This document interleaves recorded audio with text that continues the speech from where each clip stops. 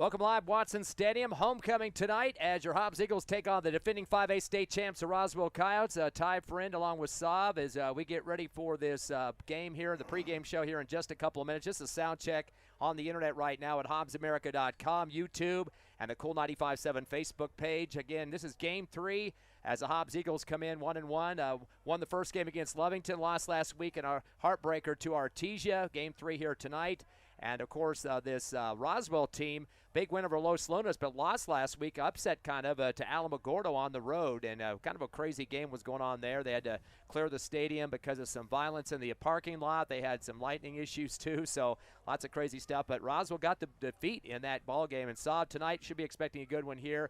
Kind of weird conditions weather-wise, kind of raining during the parade earlier, homecoming parade. But now it's kind of mellowed out. The clouds look like they're kind of extending out a little bit and dissipating, so I don't think we're going to have any rain, big chances of rain to start this one. Maybe a few sprinkles here and there, but nothing to stop the crowd from being at this game.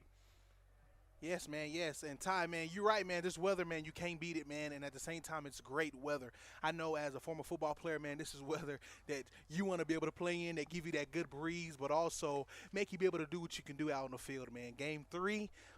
We are 3 games within the season, so I'm ready to see some great football tonight, man, and it's actually homecoming night tonight, too, as well. So, hey, it got to be all brought out tonight on the field, man, by the boys, by the Hobbs Eagles. So we're here at Watson Stadium, and we will be back in just a couple of minutes for the pregame show, Hobbs versus Roswell, with homecoming on the line. Stay with us. We'll be right back with you.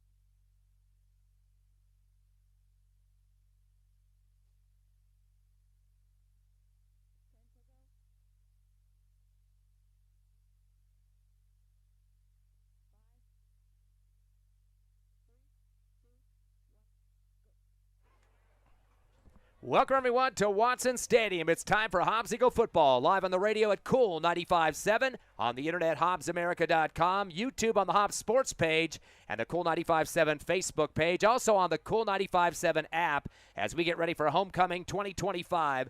Ty, Fred, and Sovereign with you tonight. And Sovereign, this is a big game for the Hobbs Eagles, trying to get a +1 in the win column. Of course, last week lost a barn burner to Artesia, a game that got stalled there in the fourth quarter due to some lightning delays. And, of course, the opponent they're playing tonight, Roswell High here at Homecoming, also had some lightning delays over there in Alamogordo and some other weird stuff going on. We'll talk about that in just a minute. But I kind of like the weather situation. It was kind of rainy earlier before the Homecoming parade started. It's mellowed out a little bit. We got dissipating clouds, and looks like some good playoff, almost fall-like football here at Watson tonight. Man, you're right, man. You're right, Ty, man. It's some great weather, man. Weather to want to be out, man, as a player and also as a fan. And I'm ready to see this third game, man, tonight, man, the third game of the season. So I'm ready to see our boys come out and pop out and express themselves on the field, be able to show some great skills and be able to bring home the dub. So that's what it's all about, man.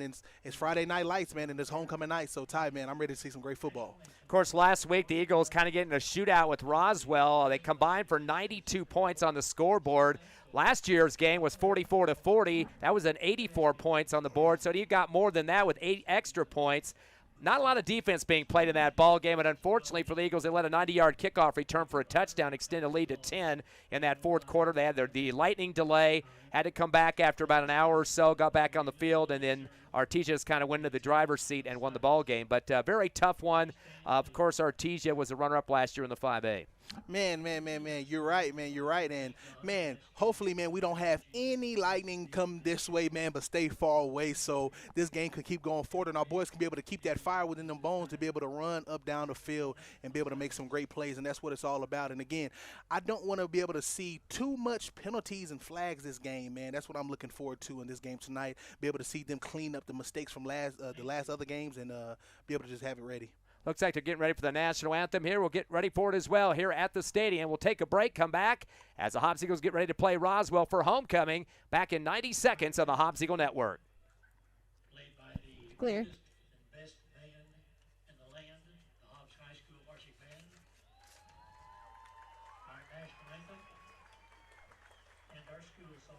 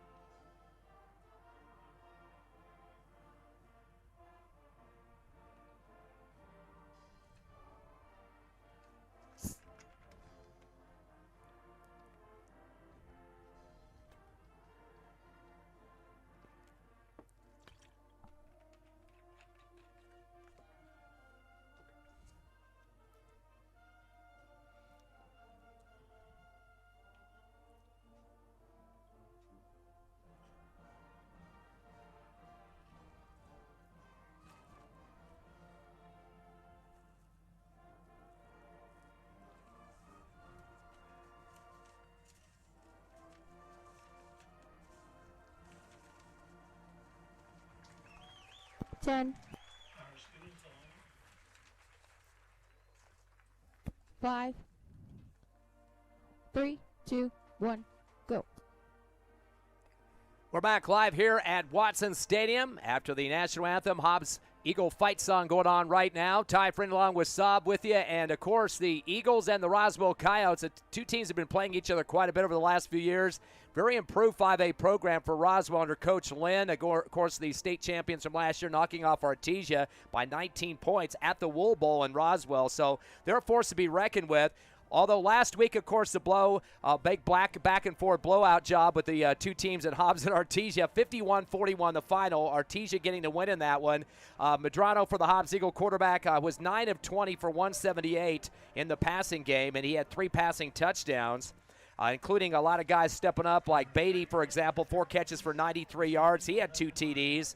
Ortiz had 3 catches for 54 yards and a touchdown, and Justice French 2 for 31. So those 3 receivers combined for 9 of the catches, all 9 of the catches for the Hobbs Eagles out of the 20 attempts in that ball game. So 178 in the passing game. The running game, we saw a guy step up that was kind of a third string in terms of the depth chart, Hill. And, boy, what a great job for him. Of course, we had one guy down with an injury, didn't get to play last week, our top running back for the season. But Hill came in with 12 carries, 201 yards, 2 touchdowns, averaging 16.8 a pop. So that kid wasn't expected possibly to start in that game, but he definitely came on DeMarcus and took care of business and showed Coach he deserves some playing time out there. And, of course, with his teammate out, has been dealing with kind of with an ankle injury and didn't get a chance to play last week. That was a tough decision to have to make at the last minute not to have him in the ball game. But we did see he'll step up and really do a job for the Eagles. Man, you know what, Ty, man, you're right about that, man. I done seen a lot of players step up last game, and so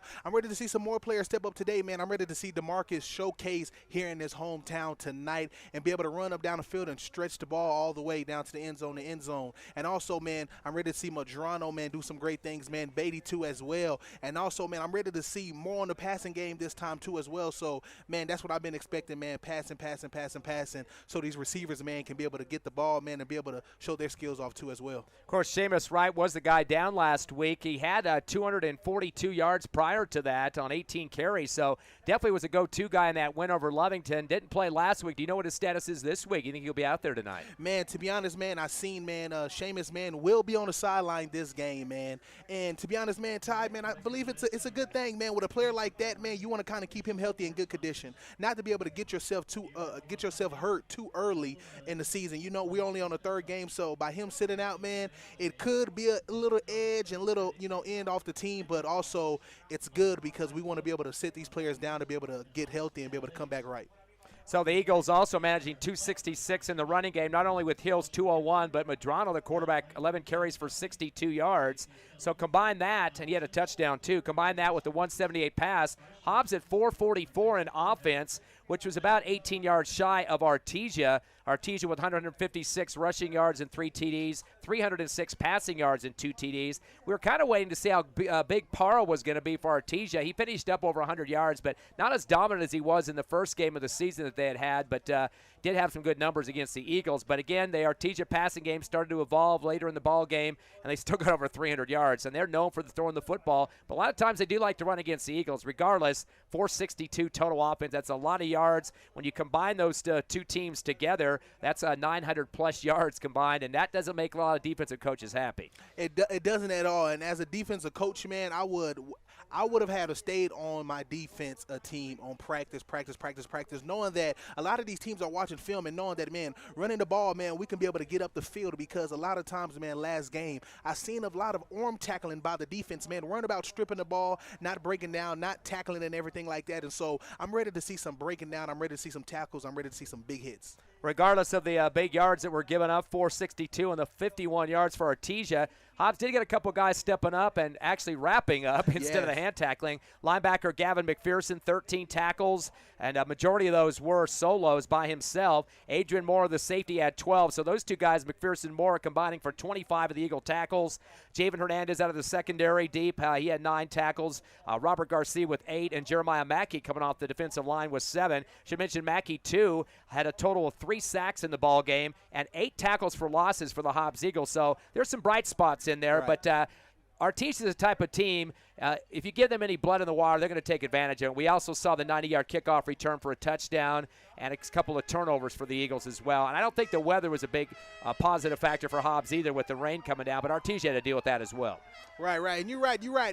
And you know what? You want to be able to highlight those things too. And by those players, being able to step up, be able to make some great plays on the defensive side last game, hopefully they can be able to give that same fire into those other players right alongside with them so it can all come together as a unit, as a group, as a team. And I'm telling you, they can make some great plays happen tonight on this field. Their opponent, the Roswell High Coyotes, 1-1 on the season, beat Los Lunas, who's in the 6A, 27-8 to start the season. 288 yards of offense in that game for Roswell, and pretty balanced, 158 in the run, 130 in the pass. In terms of the quarterback, Luke Lynn, who is the coach's son, almost perfect in the passing game, 11 of 12.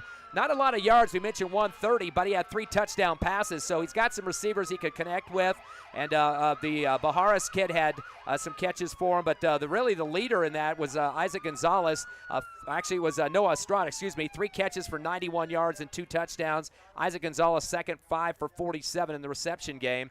But the rushing department, Baharis had 85 on the ground. Lujan, who plays receiver and in the backfield some, he had 10 carries for 27. Lynn rushed for 11. So there's different threats out on this team for the Roswell High Coyotes. And again, they are the defending 5A state champs. Hey, man, that's awesome, man, and that's wonderful, man. And by you speaking on everything like that, man, it seemed like, man, we're going to get a little bit of everything, a little bit of both, man, a little bit of running, a little bit of throwing the ball, and so much more. So I'm ready to see this game. It's game time, Ty, so I'm ready to have fun, and I'm ready to watch this game. Last week, the Coyotes lost on the road to Alamogordo 27-13, a couple of lightning delays. They had a big brawl going on in the parking lot. A couple girls were arrested for resisting arrest, attacking police officers, fighting, etc.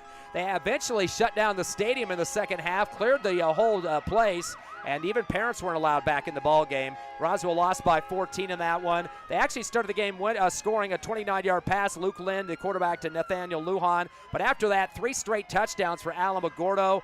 They just ran, they passed, they got quite a few scoring opportunities and really took a big lead by halftime, 20-6.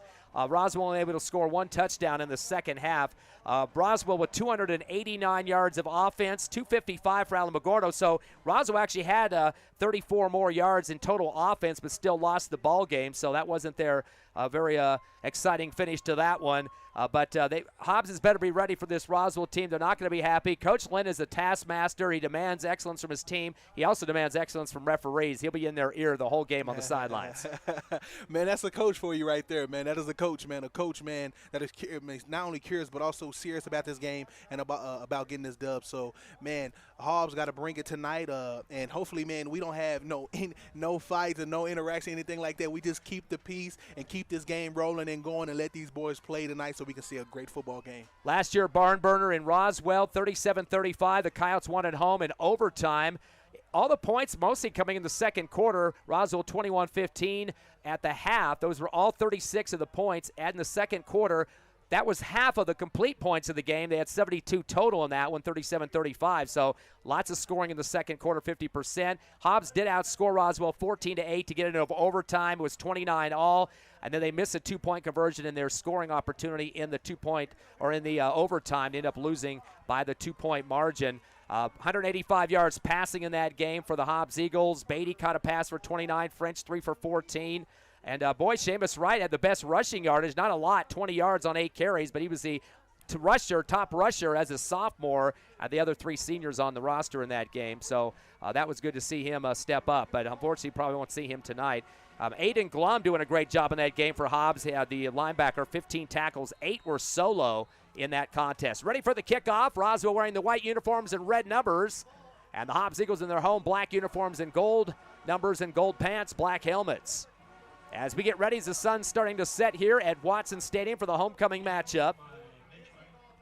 And that's going to go end over end, caught at the 27, and a fair catch quickly for the Eagles. Thought they could have got some more yards on that one near the Hobbs Eagles sideline, but they didn't have a lot of blockers up ahead, and Hobbs just elects to get some pretty decent field position to start, but kind of thought he was going to move ahead with that. Was Robert Garcia for the Eagles return team. Yes, man, I thought he was going to move up the field, man. I guess a fair catch, man, you can go with that. But, man, it would have been best to go up the field, too, as well, man, to kind of get this game rolling and going. But, hey, it's time for the offense to come out here, and I'm ready to see some great plays, and I'm ready to see some football. Top rusher for the season, Seamus Wright at 242, Hill at 203. Of course, Hill will be the starter in the pass receptions. 114 for Beatty, 76 for French, the leaders there. 4 receivers stacked on the right side. And 1 on the left for the Eagles. 5-man front for Roswell. Back to pass. Over to Medrano to the right side. Caught at the 30, 35. And trying to push to the first down marker. Going to be close. Maybe 9 yards on that one. Right near the right sideline in front of the Hobbs Eagle bench. And starting off quickly, Adrian Mora is the one that catches the ball. And he's usually a safety, but playing a little receiver in this part. Man, I see that, man, and it's always good to see, other players step up, come up on offense. And, man, I want to see some good blocking, too, as well, man. Let's see. He got 9 on that one, making a 2nd down and 1. Ball at the 38. Shotgun. Pass to the right again, caught by Moore up the near side, 40, 45, 50, breaking tackles, 40, 35, 30, 25, 20, 15, 10, 5, touchdown Mora.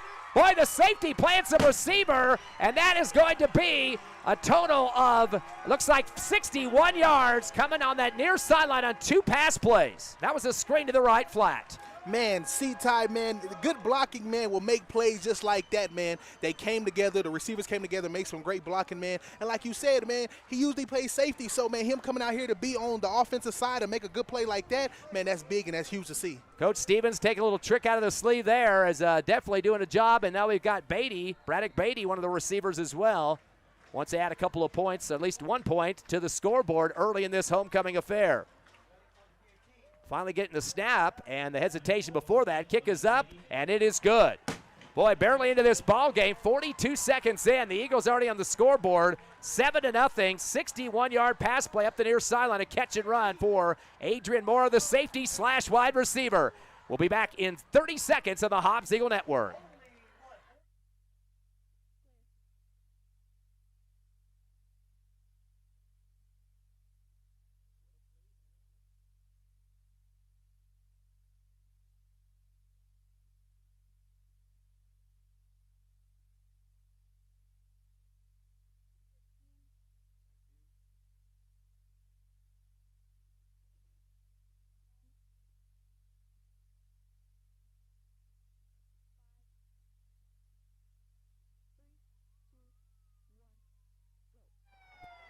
That's the way you start a homecoming game. 7-0 Eagles. 2 passes complete to Moore for 9 and the 61-yard touchdown, both up the near right sideline from the Hobbs Eagle bench. So Roswell already down in the hole. The 5A state champs having some issues with the Hobbs Eagles. Kickoff for Beatty will keep it long. It's going to go back to the 2-yard line, caught on the near side, right across the right side of the field by Rendon Durant, across the 10, 15, 20, 25, Roswell bench, 30, 32-yard line, and then finally dropped right in front of the Roswell bench. So a good run back from the left side of the field all the way over to the right. Good speed there by Durant, the running back. Yes. Well, we got a major sunset right in our face now. We got away from kind of the heat and the direct sun, but now it's going to be right on the horizon in our face. Man, that weather, man. Great run, man, by the returner. And, man, the defense, it's time to come out here and make some great plays. And I'm ready to see some improvement with the defense, but also ready to see some big hits. So let's see how this goes. Senior quarterback Luke Lynn has 2 receivers left with a slot left, 1 receiver right side. Taking some time on the play calls here. Looks both right and left. Waiting for the shotgun snap. Deep crouch, a handoff, angle right around the right end to the 30. Tripped up for a yard gain on the forward progress. And the man with the football that time for the Coyotes on the run was Noah Stinson, his first of the game. And you know what, Ty, man? I feel kind of, I feel good about this game for some reason, man. I'm coming out here, man, feeling good, knowing that this is going to be a great game, and this is a homecoming game tonight. So 2-yard gain, 2nd down and 8 from the 31. Twins left, receiver right. Lynn in the backfield has a man behind him in a slot left. 2-step drop, throws the quick screen to the left side, caught in the backfield, 30, stretching to the left, 35, and run out of bounds. About a yard shy of the first down as the catch is made for the Roswell Coyotes. That was Noah Estrada. I think they're going to give him, looks like they'll give him maybe 6 yards. It looks like 6 for Estrada. So Estrada gets close to that first down marker.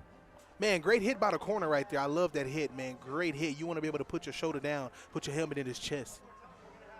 I believe that for the Eagles was Leo Jaquez, the DB. 3rd down and 2 now from the 38. Single setback behind Lynn. He'll bring double slot looks now with the twin look on the left side receiving core in front of the Hobbs Eagle bench. They need to get to the 40. They're right now at the 38.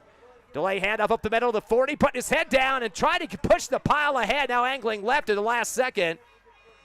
Very close to the first down, but I think they're going to go down before the chance for the first down pickup. As a big crowd of a pile behind him that time. That was a Colby Sanchez who came in from the receiver position. They're going to say he did get the first down barely, so 2 yards for Sanchez. That will move the chains for the first time in this ball game. Quick offense now. Eagles are making their Coyotes back up to line. Hobbs showing a 4-man front. Stacked receivers right side 2. Same on the left 2. Shotgun back to Lynn. Wait for the snap. Low one. Hands him off the middle and gets swamped down hard as the running back takes it back to the 435 and is swamped under. Man, it was almost a fumble right there. I almost seen a fumble, but it was a great tackle, I believe, by Meredith. And Lujan's a guy with the football. He's going to lose 2 yards on the play. So they had a couple of guys running the football so far for Roswell. 2nd down and 12 now from their own 38. Hobbs up 7-0 with 9:30 left here in this first quarter. Got 2 receivers left. Slot right. Back to shotgun goes Lynn.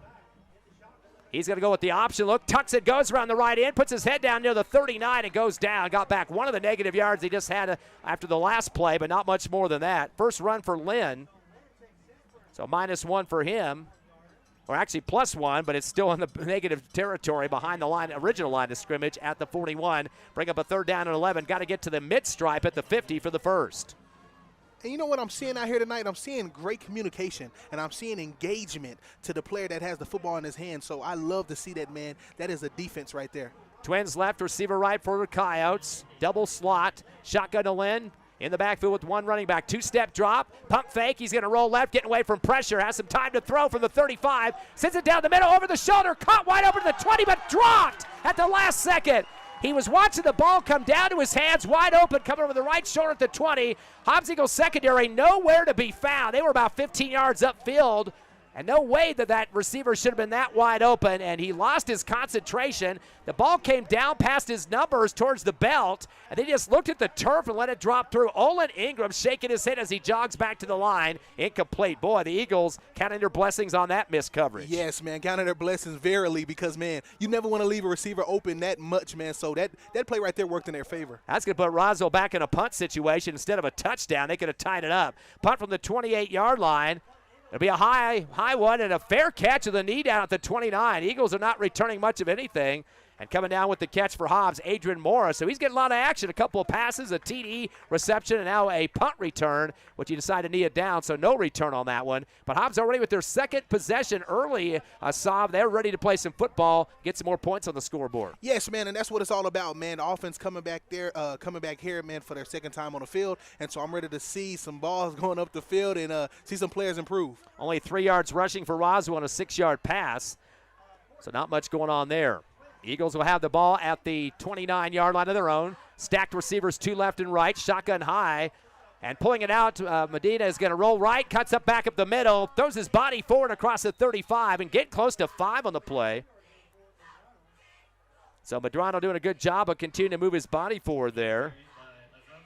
As he'll pick up, they're going to give him, looks like 5 yards on that one.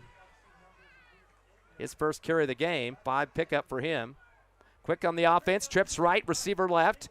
4-man front for Roswell, who jumped a little bit ahead and didn't get across the line of scrimmage, so they didn't call the encroachment foul.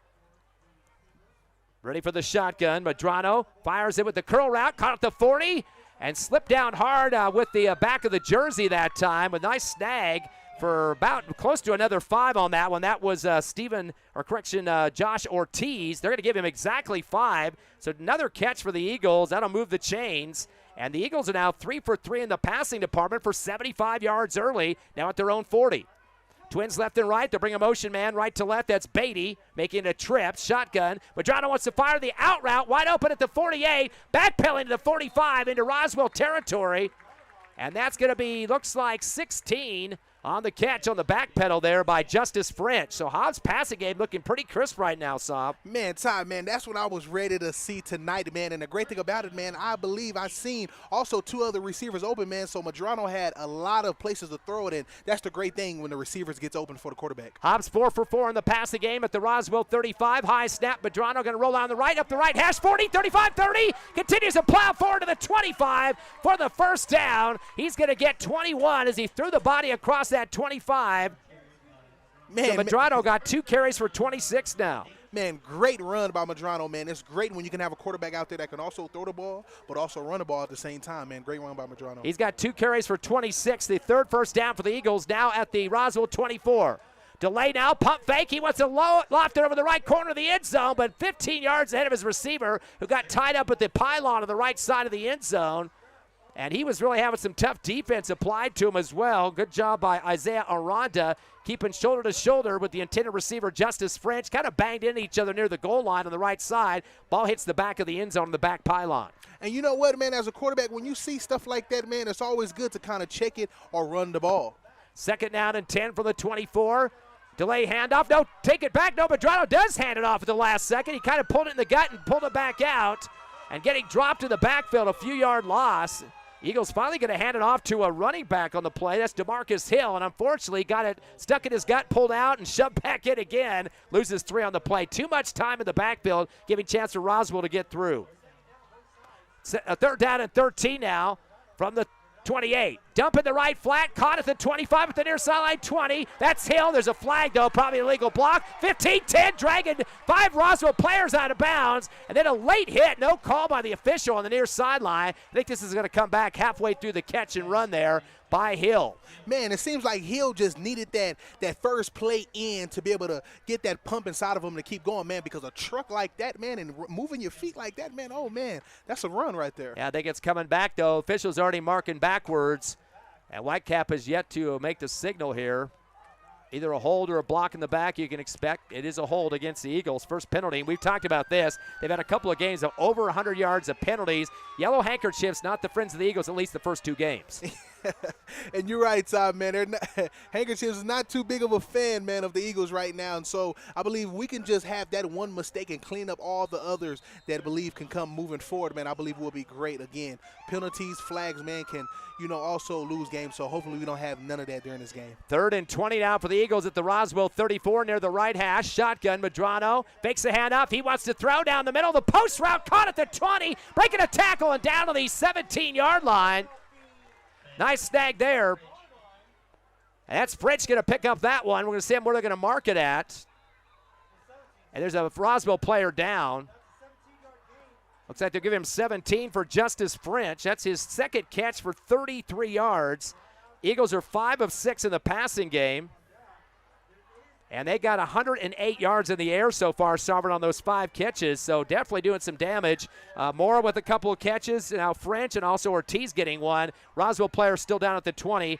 That won't be a first down, though, so a big decision by the Eagles. It'll be a 4th and 4. Well within field goal range, I would think. But we'll have to wait and see what Coach Stevens decides on this one. Yes, man, we have to see. And like you said, Ty, man, it looks like they're throwing a little bit more. And you know what? That's what I love to see. And I believe that, man, Coach Stevens may have had us fooled, here thinking like, hey, I can run the ball, but hold on, I got something in my pocket, and we can throw the ball as well. Boy, jumping up and shaking his shoulders, kind of shivering just a little bit there. Nicholas Anaya was the injured Roswell Coyote. He's one of the safeties for the squad, a senior. So Hobbs now will have another play to try to get a first, but they got to get to the Roswell, looks like about the 14.5-yard line. So a little bit over 3 yards to get with 6:15 left here in the first. Hobbs up 7-0. They scored in the first possession, a 61-yard pass from Medrano to Mora. Mora with 2 catches for 70. French 2 catches for 33, and Ortiz a 5-yarder. Hobbs again 5 of 6 in the passing game, over 100 yards so far in the air. Again at the 17 is where they're going to mark it now. Got to get to the 14.5. It's about 3.5 yards. By himself, Medrano trips right, 2 receivers left as he's going to look back to the sideline, and they're going to try to audible. Roswell front line defense is clapping their hands. They're going to say false start by Hobbs. Here we go. Saw 2 penalties already for 15 yards, and it's backed him up in this drive. They'd love to add some more points on the scoreboard. 7-0 is a pretty tight ball game against the defending 5A state champs. And, man, what can get so, aggravating with this is that, going back so far and being so far from the first down line, man, it can kind of, cause you to rearrange plays that can work. 4th down and 8, now going to get to the 14. Twins left, receivers right at the middle. Medrano, quarterback keeper, 20, 15, 10, 5, touchdown! Medrano saw the gap up the middle. They left a space on the 0 hole there. He's going to score the TD. And a big-time score for Medrano to get the Eagles up by 13. Wow. Great run by Medrano. Again, Ty, when you have a quarterback out there that can throw the ball but also make plays by running the ball, this is something that you love to see, especially as a fan. So Medrano running that ball, making that touchdown, man, is great to see. Rushing touchdown there, passing touchdown before that, so mix it up, Coach Stevens. And those are two 20-plus carries in terms of yardage for Medrano. A 21-yarder, that one's 22. As we wait the second attempt on the kick, PAT for Beatty. Good snap, kick is up, and the kick is good. So the Hobbs Eagles making a point here at Watson Stadium. Who cares about the Artesia game last week? Right now they lead Roswell 14-0 for homecoming. We will take a 30-second break, come back with more Hobbs Eagle football on the radio, Cool 95.7, the Cool 95.7 app, on the internet, HobbsAmerica.com, YouTube, and the Cool 95.7 Facebook page.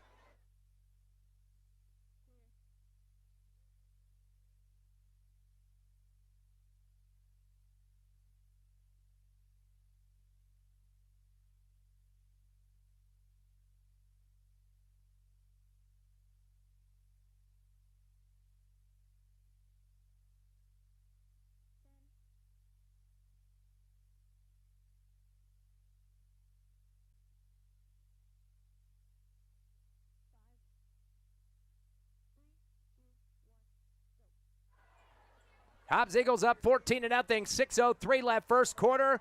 A passing touchdown for Mora, a 22-yard run for Medrano, and there's your two scores as Beatty gets the kickoff for a third time in this ball game. Keeps it deep once again, back to the 2 like he did the last time, up to the 10, near sideline left, 15, 20, and tripped up and rolling around to the 25-yard line, losing his legs for a minute, Rendon Duran. Hobbs Eagle just kind of swiped at him and made him flip up in the air just a bit. I think the guy that got him on that was Edgar Zubia for the Eagles coverage team. Roswell's second effort on offense coming up right now. Didn't do much in the rushing game. They had 3 yards on 4 carries, a pass reception for 6 yards, 1 of 2 in the passing game for Luke Lynn. So Hobbs pretty much kept them at bay. 1st and 10 from the 25 for the Coyotes. Lynn back at shotgun, slot left, receiver left and right. 2-step drop. Stays in the pocket, then slips through the middle to the 25, gets drugged down from behind. He did get some forward progress on that one. Looks like about a 3-yard pickup. A couple of guys in there for the Eagles from the front. And one of them in quickly was Mike Meredith, the right side of the line there. A couple other guys helping out with him on that one. And that's what you love to see by the defensive line, engaging and giving the quarterback pressure where he don't have too much time in the pocket, but going after him. Lynn does get a managed 3 yards on that one, the quarterback. He's now 2 for 4. 2nd down and 7 now from their own 28-yard line. 2 receivers left, 1 slot right. Lynn going to take the shotgun, has a man behind him. Fakes the handoff, keeping it in his lead. Met in the backfield. Hobbs not going to be fooled by that one. Going to be dropped for a loss. Got a couple of guys in there that time. Original hit from Javen Hernandez. DB stepped up in there. Also in the area for Hobbs, Amron Wheeler, who came back after sitting out last week against Artesia, had a 1-game suspension, but making it up there by crashing through that line and sending Lynn back for a yard loss. And sometimes that suspension can give you that fire, that boost to know that, hey, I'm going to come out the next game with great composure, but also I'm going to be able to prove something. On the air coming out of the balloon here for Roswell's offense. Pretty lackluster at this point. 3rd down and 8. They have it at the Eagle, or their own 23. Ready for shotgun is Lynn. Twins right, receiver left. 1-step drop, throws the screen to the right side. Caught at the 25, cut the middle, 30, 35, and down to the 40-yard line. That'll be a 1st down pickup. 13 yards for Colby Sanchez, one of their leading receivers. Yes. Great run by the offense right there, man, by the receiver. By the defense, man, allowing those plays, man. But I seen some great engagement. I seen all black there on the ball. And so that's good, man. Just a great play by the offense. Roswell 2 for 3 in the passing game for 19 yards. Their second 1st down, having it at their own 40, middle of the field. Clock to 4:07 left here in the first. Hobbs up 14-0 over the Coyotes. Twins left and right. By himself is Lynn in the backfield. He is the coach's son. Kind of looking around to his receivers. Now a trips right, receiver 2 to the left side. Long delay on the snap count here. Finally gets it at the 35, 2-step drop. Does it down the middle, quick seam round. It gets bounced out of the chest of the receiver. Might have got a pop there that time for the Hobbs Eagles. Looks pretty excited about it too. Gavin McPherson, the linebacker, right there to make a shot on that receiver, floating down the middle that time.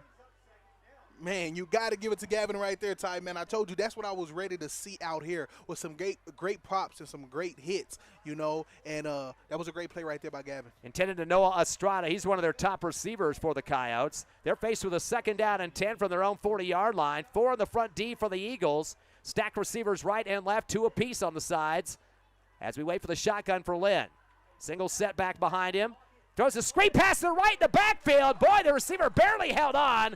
He's going to lose about 5 because the Eagles wrapped him up immediately, threw him down to the turf. What a complete wrap-up job that time. Great wrap-up. And see, you know what I love about this tie, man? The things about this game from the first game, I've seen improving each game. And so, man, that improvement, man, by the corners and DBs, man, I'm just loving it out here. I believe in the backfield there. They got kind of tangled up with some other players. Gavin McPherson, again, the linebacker. That's going to be a loss of 3 for Sanchez. 3rd down and 13 for the Coyotes. Backing up just a bit to the 37 of their own. Twins left, receiver right. Slot left. Shotgun now for Lynn. 3-step drop. A comeback route to the left side of the line. Caught by the receiver at the 35-40. And gets up close to mid-45, I should say, not midfield. A lot of lateral running that time. That's going to be a 6-yard pickup, as making the grab is Olin Ingram in traffic. Oh, man. The defense are doing well out there, doing great. That's what I love to see, Ty and Ty, man. With this defense wins games. Got to bring up a 4th down and 6 for the Coyotes. Got to get to the Eagle 50-yard line. They're going to look like they're going for it. No, it's a punt. Sorry, I didn't see the punter back there. He's going to boot it from the 33-yard line. Going to take a Roswell bounce over the Eagles' heads. Just getting out of the way that time was Adrian Mora. Didn't want to have anything to do with it. Coyotes are trying to fake broom it back to the 8-yard line. It does get a few more inches of a roll there. And so we're inside the goalie's box at the other end. Roswell able to get that one to roll bound to about the 8-yard line. And so the Hobbs Eagles will have a chance to bring their offense in for a 3rd time as they lead 14-0. Again, they pass for a 61-yard touchdown to Mora, 22-yard run for the quarterback for the Hobbs Eagles, of course, Medrano. That's the 2nd punt for the Coyotes, so their offense very ineffective so far for Coach Lynn. And you know what, man, Hobbs came out here to play tonight, and that's what you want to be able to see. You want to have that fire kept up within this whole game. 1st and 10 from the 8-yard line. Trips right, single receiver left. In motion right to left is Ortiz. Give the hand up the middle, breaking a tackle, 10 and down to the 15. That's going to be a 7-yard pickup with a handoff for the Eagles. I'm going to see who just ran that ball. That was Hill. So Hill's, they're actually giving him 8 on that one. That's his 2nd carry, total of 5 yards. Getting over 200 yards, 201 last week against Artesia, and a very close loss for Hobbs. 2nd down and 2 now from the 16. Medrano going to roll left out of the shotgun, throws it down the sideline, caught at the 45 and run out at the 50-yard line. Beautiful catch on the run that time. That's going to be a 33-yarder for the Eagles. On the snag was Josh Ortiz. Man, Josh Ortiz, man, his hands are working out there. That's what you love to see, man. And again, hey, Ty, I can say it multiple times. Man, the pass game, man, that's what I love about football. So, man, about a Medrano throwing the ball like that, man, great play. They mark him out at the 48, so a 31-yarder. 2 catches for 36 for Ortiz. Eagles 6 of 7 in the passing game. 1st and 10 from the 48. Quick screen pass left side. Caught near the 48. Brought across the 50 into Roswell territory. 4-yard pickup on that far left sideline. That's going to be Ortiz again, so going right back to the well. 3 catches for 40 yards now. Eagles are 7 of 8 in the passing game. So he's going to have 40 yards in catches. 70 for Mora and 33 for French in terms of yardage. That's going to be about 143 yards in the passing game. 2nd down and 5, shotgun. Going to flick it over to the right side. It's passed on the way down to the 25, 20, 15, 10, 5, and a touchdown. The Eagles' little flea flicker action to the right side was kind of waiting to see. I believe that was Ortiz that threw the football. They turned the lights out here. Thank you. We can never see what's happening in the end zone. Complete blackout here. As it looks like the catch was made. Give us a second on this. I believe that's Ortiz again. No, he threw the football. And I believe that's Justice French with the score. Man, great play, man. Great play by the coach, man. Where did they think of that idea to make a touchdown right there, make a great play, man? So I believe that was Justice French that got the snag. We'll have to get the yardage on that. A little flea flicker action there. So we're ready for the 2-point conversion. They go around the left end. It looks like the Coyotes are going to pile it up here and knock the Eagles back at the 10. So they lose 7 on the PAT attempt. Might have been a bad snap there. As we'll take a break, your Hobbs Eagles routing the Roswell Coyotes for homecoming here at Watson Stadium, 20-0, back in 30 seconds on the Hobbs Eagle Network. Clear.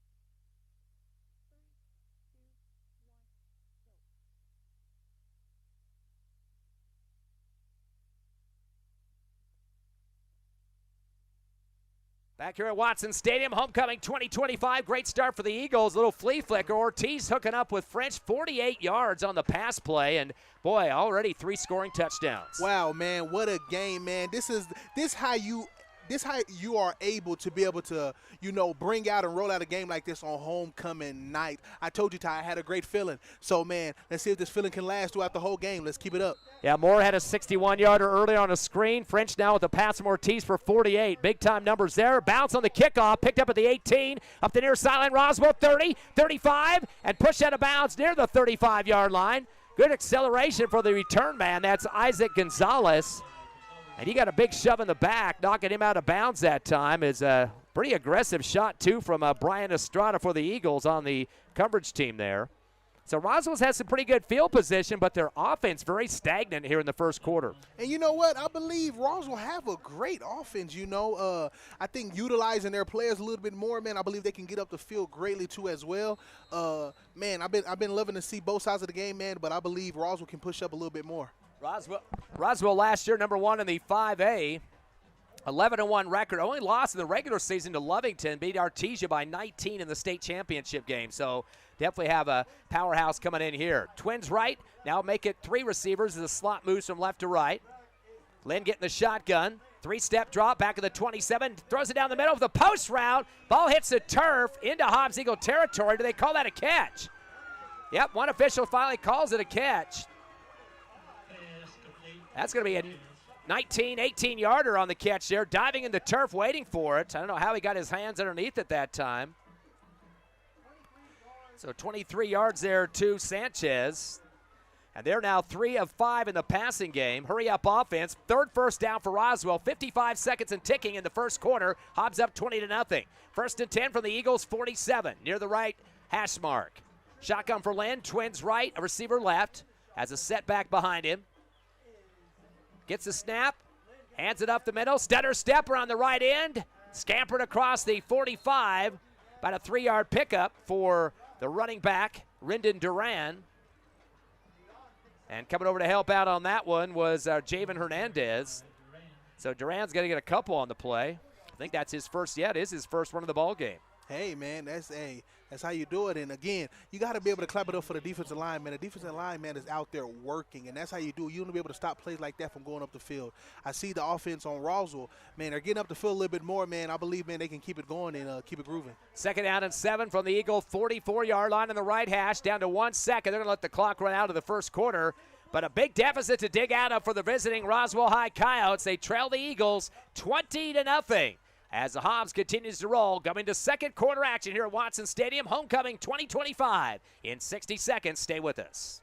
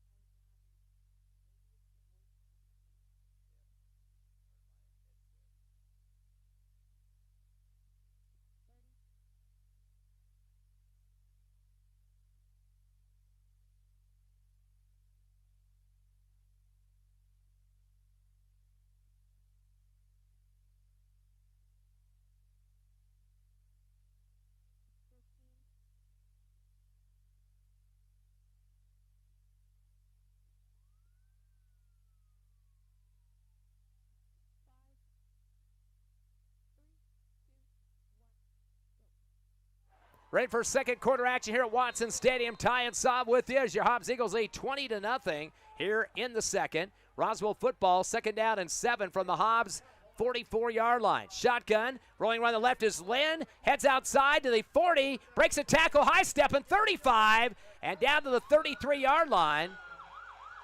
Looks like he gets 11, does Lynn, his best run of the night. In fact, the first double-digit run for Roswell. They've had the ball 3 times. Their 4th first down. Their best numbers that come at the passing department was Sanchez catching 3 for 33 yards. But now quickly hurry-up offense for Coach Lynn and the Coyotes, who trail 20-0 at the Eagle 33. Lynn gets a shotgun, and we got a flag flying as soon as the snap was made. Might have been some movement on the line for the white team. The visiting Roswell Coyotes going left to right in the video. If you're watching the stream on HobbsAmerica.com, YouTube, or the Cool 95.7 Facebook page. Got a false start for Roswell, just their first penalty of the ball game. They punted on their first 2 possessions, and Hobbs took advantage and got 3 scores off of that type of situation for Roswell. Yes, that's right, man. It seems like a lot of plays been going on and working for the defensive favor right now, man. If they can just keep it up, man, keep putting pressure on the offense, man, it'll be great, man. Like I always say, defense wins games. 11:40 left here and ticking in the second. 20-zip Eagles. Roswell breaks the huddle, back up to the line of scrimmage at the 37 of the Eagles. 1st and 15. Hobbs has 4 in the box. Receiver left, slot right, shotgun, Lane with a 2-step drop, back of the 45, dancing around, scampering left to the far left sideline, 40, 35, 25, and out of bounds at the 27, to make it the 27-yard line, they're going to say.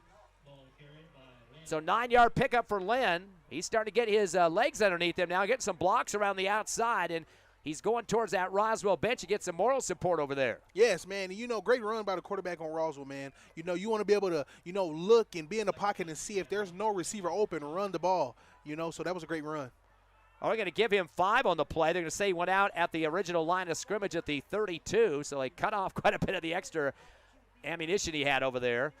Twins right, receiver left with a slot left as we wait for the shotgun for Lynn with a single man behind him. Takes a good snap, handoff up the middle, breaking it across the 30 and dragging a pile with him to the 28-yard line. Be a 6-yard pickup. And that's going to be, I believe, Duran on that one. Actually, correction, that was instead Estrada. So actually Lujan is a carrier on that one. And, the defense want to be able to get a stop right here on this 3rd down right here. They want to be able to put pressure on the quarterback, put pressure on the defense, and stop this play. Give him 5, 3rd and 5 now from the 27. In Eagles territory, middle of the field. Stack receivers 2 left, 2 right. Looks like a change in play calls here. Audible coming from Lynn, the quarterback, as he talks to both receiving corps from a distance. Gets a shotgun, 2-step drop. He's going to move left again like he's been doing around the 30 to the far sideline. Chucks it down to the goal line, wide open. Eagles got burned earlier with a drop ball, but this time it's a touchdown. A 27-yarder for the Coyotes, wide open near the goal line left side. Broken coverage for the Eagles. And double checking the number for that far distance, far left corner. Isaac Gonzalez, the man who came up with that one. Man, what you don't want to do, you don't want to let up. You want to be able to keep that quarterback stuck in the pocket, but also allow your corner to be able to stay on his man on the outside. That's the second time there was a touchdown at the other 20 that was dropped. The ball was dropped at 20. Would have been an easy scamper for a TD, and that saved a score earlier in the first quarter. Looks like Roswell might be down a man in their PAT, and they're getting set up, and they're making a lineman run for the sideline from behind the play. They go ahead and kick the ball, and it barely gets inside the right upright. So they only had 10 men on the field. They still decide to run a guy in there after they already snapped the ball a little bit late, but they get the kick to go through. So Roswell gets on the scoreboard first time early in the second. 20-7, though. Hobbs up by 13. We'll take a 30-second break and come back live on the Hobbs Eagle Network.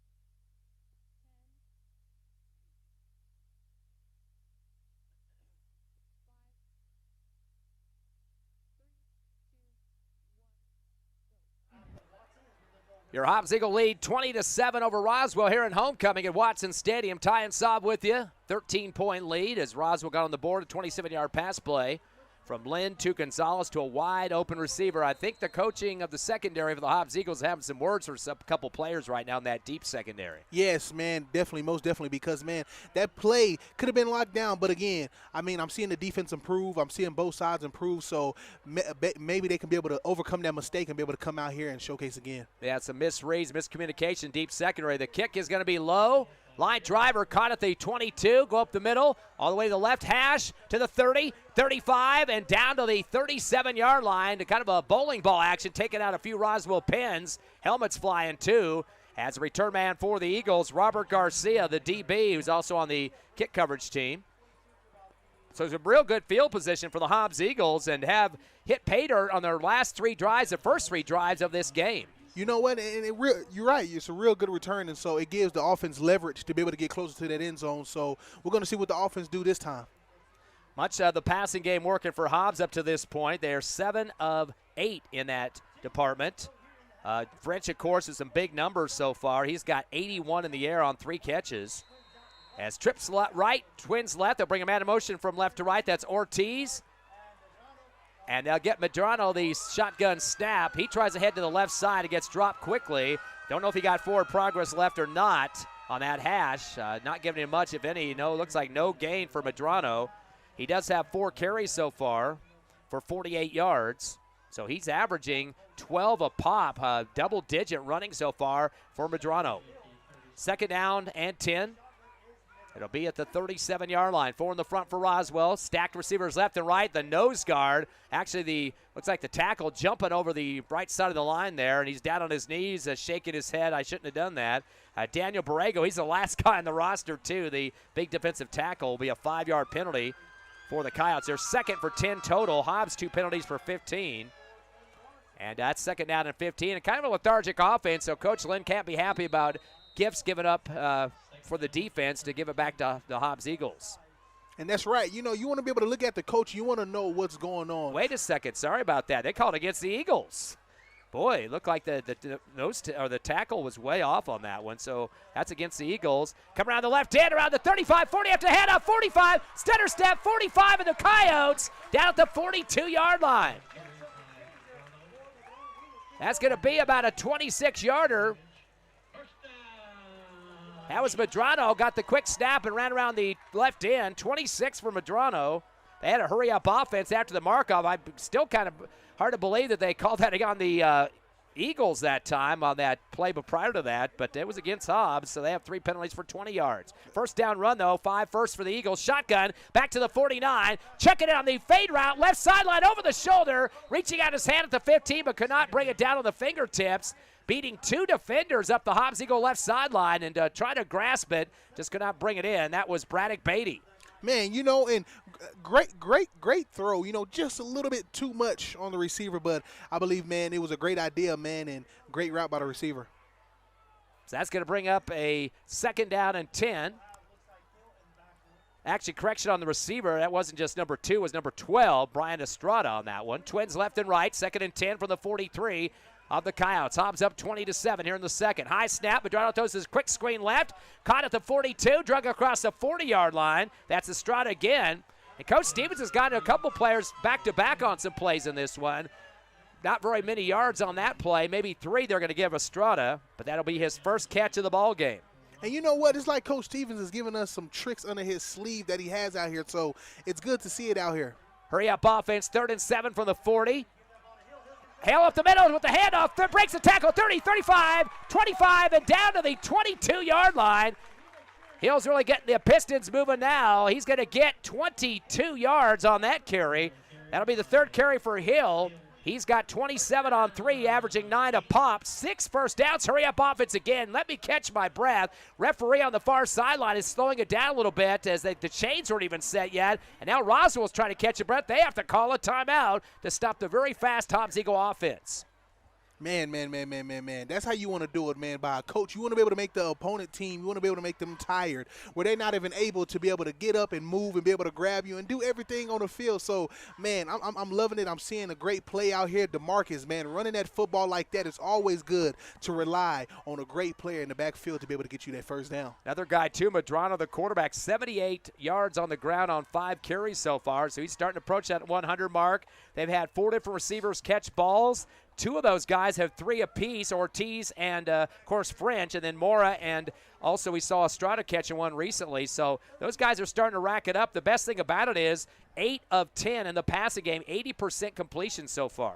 Man, that's what you love to see, man. You got to clap it up for Madrano, man, as a quarterback. I know on that field, man, the quarterback can be a hard position. So him being able to, have his eyes open to see the receivers go out there and get open, but also run the ball when he knows a play or a route is not open, man, it's great, man. So you got to clap it up for Madrano. And it was kind of disappointing last week. Hobbs was 9 of 20 in the passing game against Artesia and ended up losing by 10, but still, it doesn't matter now. You're playing this Roswell team who was the defending state champs. That's right. First down and 10 for the Eagles at the 23 of the Coyotes. They bring 2 receivers left and right. Shotgun, Madrano. He's going to roll right. Steps up towards his 15, throws it on the run with a little corner route, and looks like a bump at the goal line. No call for the official. Ball sails out the receiver's hands at the goal line behind the pylon. And trying to get the ref to throw a flag was Josh Ortiz going from left to right. He got kind of a bumper card in between 2 defenders. An incomplete pass on that one.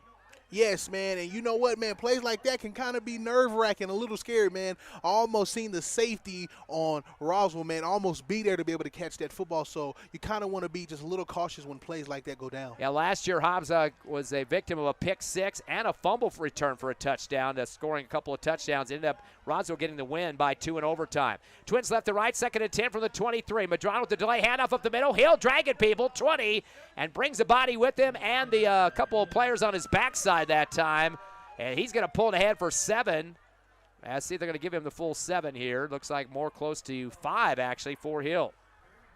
Quick hurry up offense, 3rd and 5 from the 17. Back to pass Madrano. The post route, it's a diving interception at the goal line.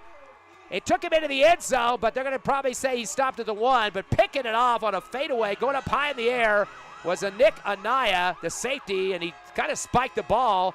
And the officials having a discussion to see if he did have control of it when he hit the ground and where he was in the back in the end zone, which would be a touchback. Yep, they're calling the touchback after the committee meeting there. So that's going to be a 20-yard start for Roswell. The first pick of the game, first turnover for the Eagles. An unfortunate one for Hobbs. Man, and you know what? You want to be cautious of plays like that, man. Madrano, it was a great throw. He could have threw it a little bit higher to Joshua Ortiz, man. I'm telling you, it would have been an end zone. It would have been a touchdown right there. So, hey, man, just a little mistake, but we can sweep it up and come back the next time. Yeah, a little bit of a floater, but the floater hadn't really got up high enough in the air, as you said, and did take the defender to jump up there, the safety to snag that one, so good athleticism there for Roswell. 1st and 10 from their own 20 after the touchback off the INT. Twins left, 1 slot right. He's going to move back to the left side now as Lynn waits for the shotgun. Eagles have 4 in the box. The rush is on. They pass with a screen to the left side. Caught the 20. Head left to the 25. Spin. And that's going to be a 6-yard pickup. And a big wallop on top of that after he did make the catch and tried to turn and go with it. So that's going to be Gonzalez's catch. Hernandez with the wrap-up. That's going to be Gonzalez's second catch, 32 yards. Actually, give him more than that. Give him 8. They're going to say he had some forward progress. So 2nd down and 2 now. Boy, a liberal spot on that one to the 28-yard line. Still in Roswell territory. They trail 20-7 to Hobbs. 7:34 left in the first half. Trips left, receivers 2 right. Lynn by himself in the backfield. Pump fake, rolls left, what he's been doing all night. Back to the 20, tries to throw, his arm ripped away from him that time. The ball takes a tumble to the turf. Eagles got some pressure big time in the backfield. Man, that's what you want to do, man. As a defensive line, you want to be able to give that quarterback that pressure. I don't know how many times I can say it, man, but that right there is great right there. And as a winning team, you never want to give the other team a chance or a thought that they can come back and be able to win this game. Looks like the man in there first, Jeremiah Mackey, the defensive tackle, 5'11", 255, and he comes in like a bullet no matter what the weight says. He doesn't run like a slow man. That's right there, man. I see him full speed on the field right there, man. So from my eyes in the field right now, man, he's flash out there. Looks like they Not sure what it was a legal man downfield, I believe. Lost it down, 5-yard penalty. So I think they had a legal man downfield. Looked like he was patting his hat. I kind of turned my head just a second there and didn't quite to see what the hand was doing on the Whitecaps hat hand on the hat that time. 5-yard penalty, lost it down though for Roswell. Brings a 3rd down and 15 back at the 25 of themselves. Twins right and receiver left. Shotgun, land, 2-step drop. Tucks it, goes around the left end, 15, 20, 25 middle, 30, zigzagging, 35, 40, 45, beating the Eagles to the 40, 35, 30, 25, and that's where he's brought down from behind. He started around the 11-yard line. Definitely going up full speed ahead. That's going to be, looks like, 65 on the play. Man, great run by the quarterback for Roswell, man. Great run right there. Way to stretch out and get yardage. Yeah, 66. Actually, give him 66 for Lynn. He'd use that middle of the field, zigzag through coverage there. That'll be the 5th first down now in Hobbs territory at the 23. They'll stack some receivers right next to the line of scrimmage left. One receiver to the near side right. Clock down to 7:14 second quarter. Shotgun land, pitch it left. Come around the left end. Heading outside to the 25. Breaks the tackle, 20, 15. Cuts back in and down about the 12-yard line. The ball might have been fumbled at the last second. I think they might have called him dead, though.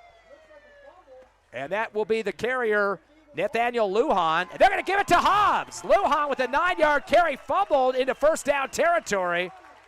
Paid the price big, and the Eagles get the recovery, so the first turnover for Roswell. Man, and that's how you make plays out there. You want to be able to make fumbles, man, at a time like this, man. And I see that the coach is not too happy about that, man. So you're right, Ty, man. Getting all in the ref's face right there. So, man, that's a play you do not want to see from your team. Yeah, he's either saying that the man was down on the ground and the ground can't cause a fumble, or maybe the whistle blew it dead. But Coach Lynn is going to give you an earful if he doesn't like stuff, and especially when it's a turnover. Hobbs will get it back on a first down and 10 now from their 13, making the 14-yard line, leading 20-7.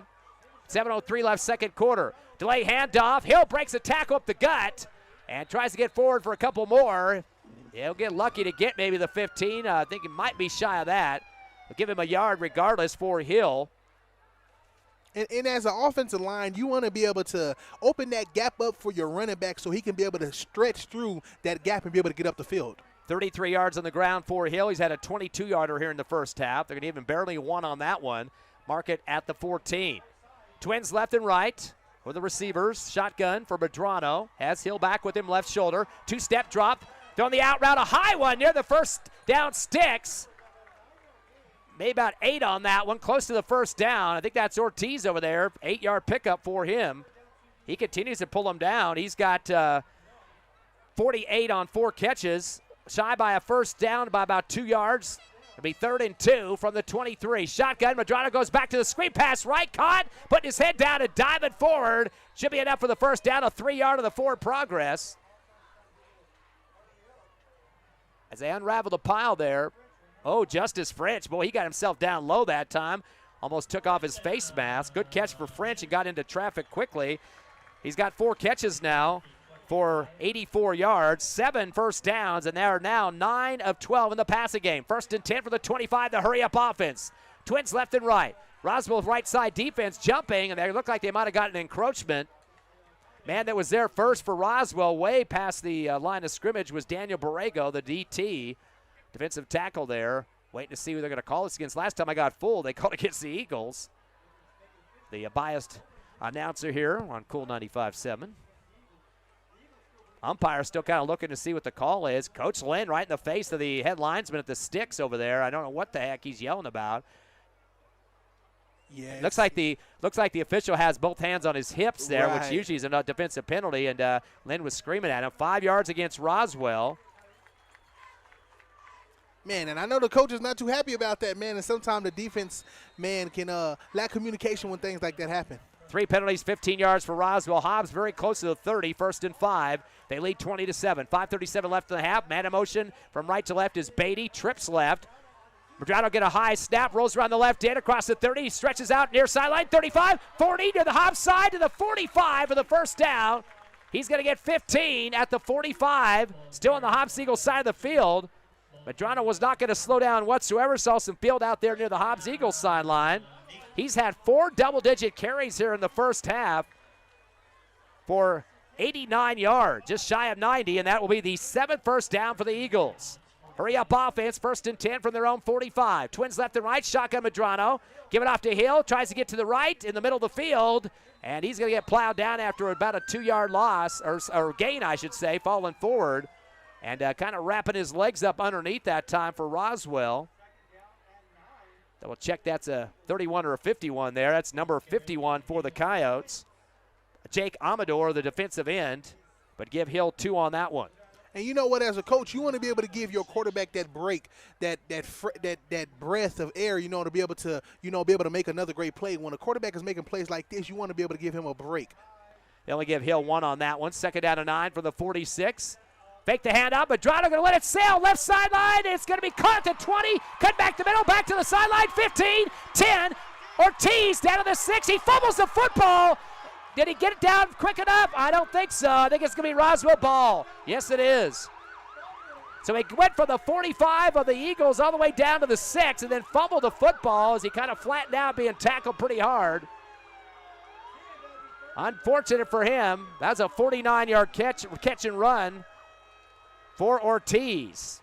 And then the fumble recovery at the 6. That's the 2nd turnover for the Eagles, a fumble and an interception after the 10th reception of the game for the Eagles. Unfortunate ending on that play, and you got to take care of the football, especially when you had a bunch of guys on top of you. Yeah, man, you got to be able to hold the football. You got to hold it tightly, man. Like a coach used to tell me, you want to hold it like it's your lunch money. So you don't want nobody to come and take it from you. Twins left, receiver right, shotgun back to Lynn at the 2, and then the late draw up the middle, 10, 15, right hash, 20, tried to spin, and that's going to be about a 9-yard pickup. Eagles swamp him at the end there. And that's going to be Rendon Duran. Are they going to give him enough here? Yep, they're moving the chain, so barely 10 for Duran. His 2nd carry for 13 yards. So that will be the 6th first down for Roswell. They've got 4:15 to work with here in the 2nd. 20-7 Eagles leading by 13. Roswell with the only score here in the 2nd quarter. Hobbs got all 20 of their points in the 1st. Twins left, receiver 1 to the right side. Lynn will be back with 1 back behind him. Hobbs will load up 4 in the box with a gap up the middle. Lynn waiting for the shotgun. Gets a good snap. 3-step drop back at the 12. He's going to let it fly on the far left sideline over the shoulder, but overthrows his receiver who stopped at the 35. Pass extended to the 50. It almost looked like the Eagles just kind of waiting back at the outfield in baseball to try to pick that one off. And just lost control. I think miscommunication on what pass pattern they're supposed to run on that far sideline.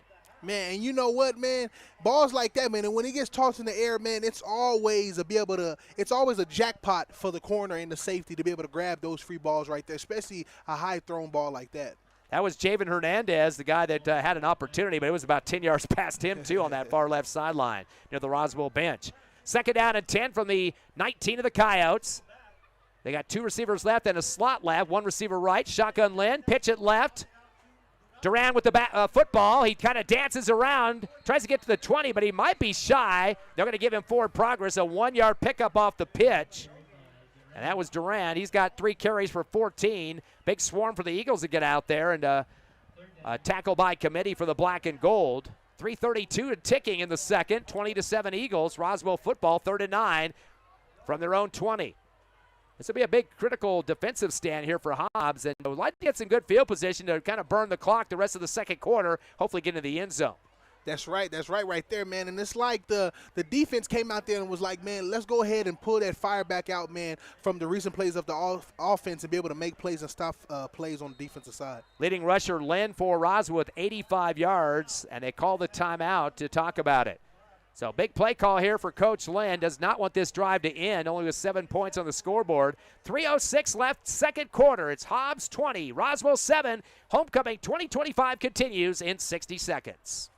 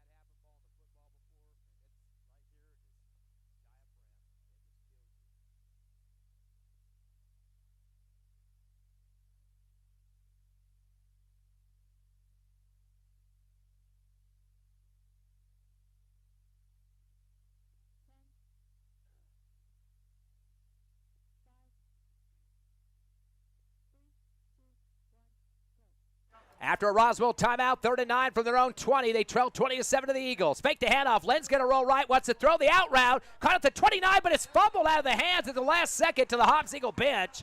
That would have been a first down, or at least close to one. But it knocked out of the chest and off the fingertips of the intended receiver. A little bit of a step ahead of the Hobbs defense on the near sideline. Isaac Gonzalez, kind of a long, wide out route right in front of the Eagles bench. And that'll bring up a 4th down. So Hobbs going to get some good time to try to score one more on the offensive possession after this punt. And you know what, Ty, man? I've been seeing a lot of drop balls and fumbles, and everything like that. Do you believe that the ball is slippery from the rain earlier a little bit? Oh, no rain compared to Artesia last week in the 4th quarter. I mean, there's a little bit of wet but during that parade. That's the 4 o'clock, and it's 7 o'clock past now. So I think that stuff would have dried out by now. 4th down and 9 from the 20. And the punt for Roswell. This will be their 3rd of the ball game. They got 1-man coverage for the Eagles back of the 50. So they're expecting some good field position here in a minute. A wobbler keeps it low, going to take a roll into Hobbs territory. Goes past the 40, and the Eagles is going to run away from it as Adrian Moore doesn't have nothing to do with it. Roswell's been getting some good rolls. This one all the way back to the 30-yard line. They're doing that little broomstick routine there where they try to move the air behind the ball with their hands. That was the man in coverage, Colby Sanchez, the wide receiver. But Hobbs got 70 yards to work with, 2:46 left in the half. They lead 20-7.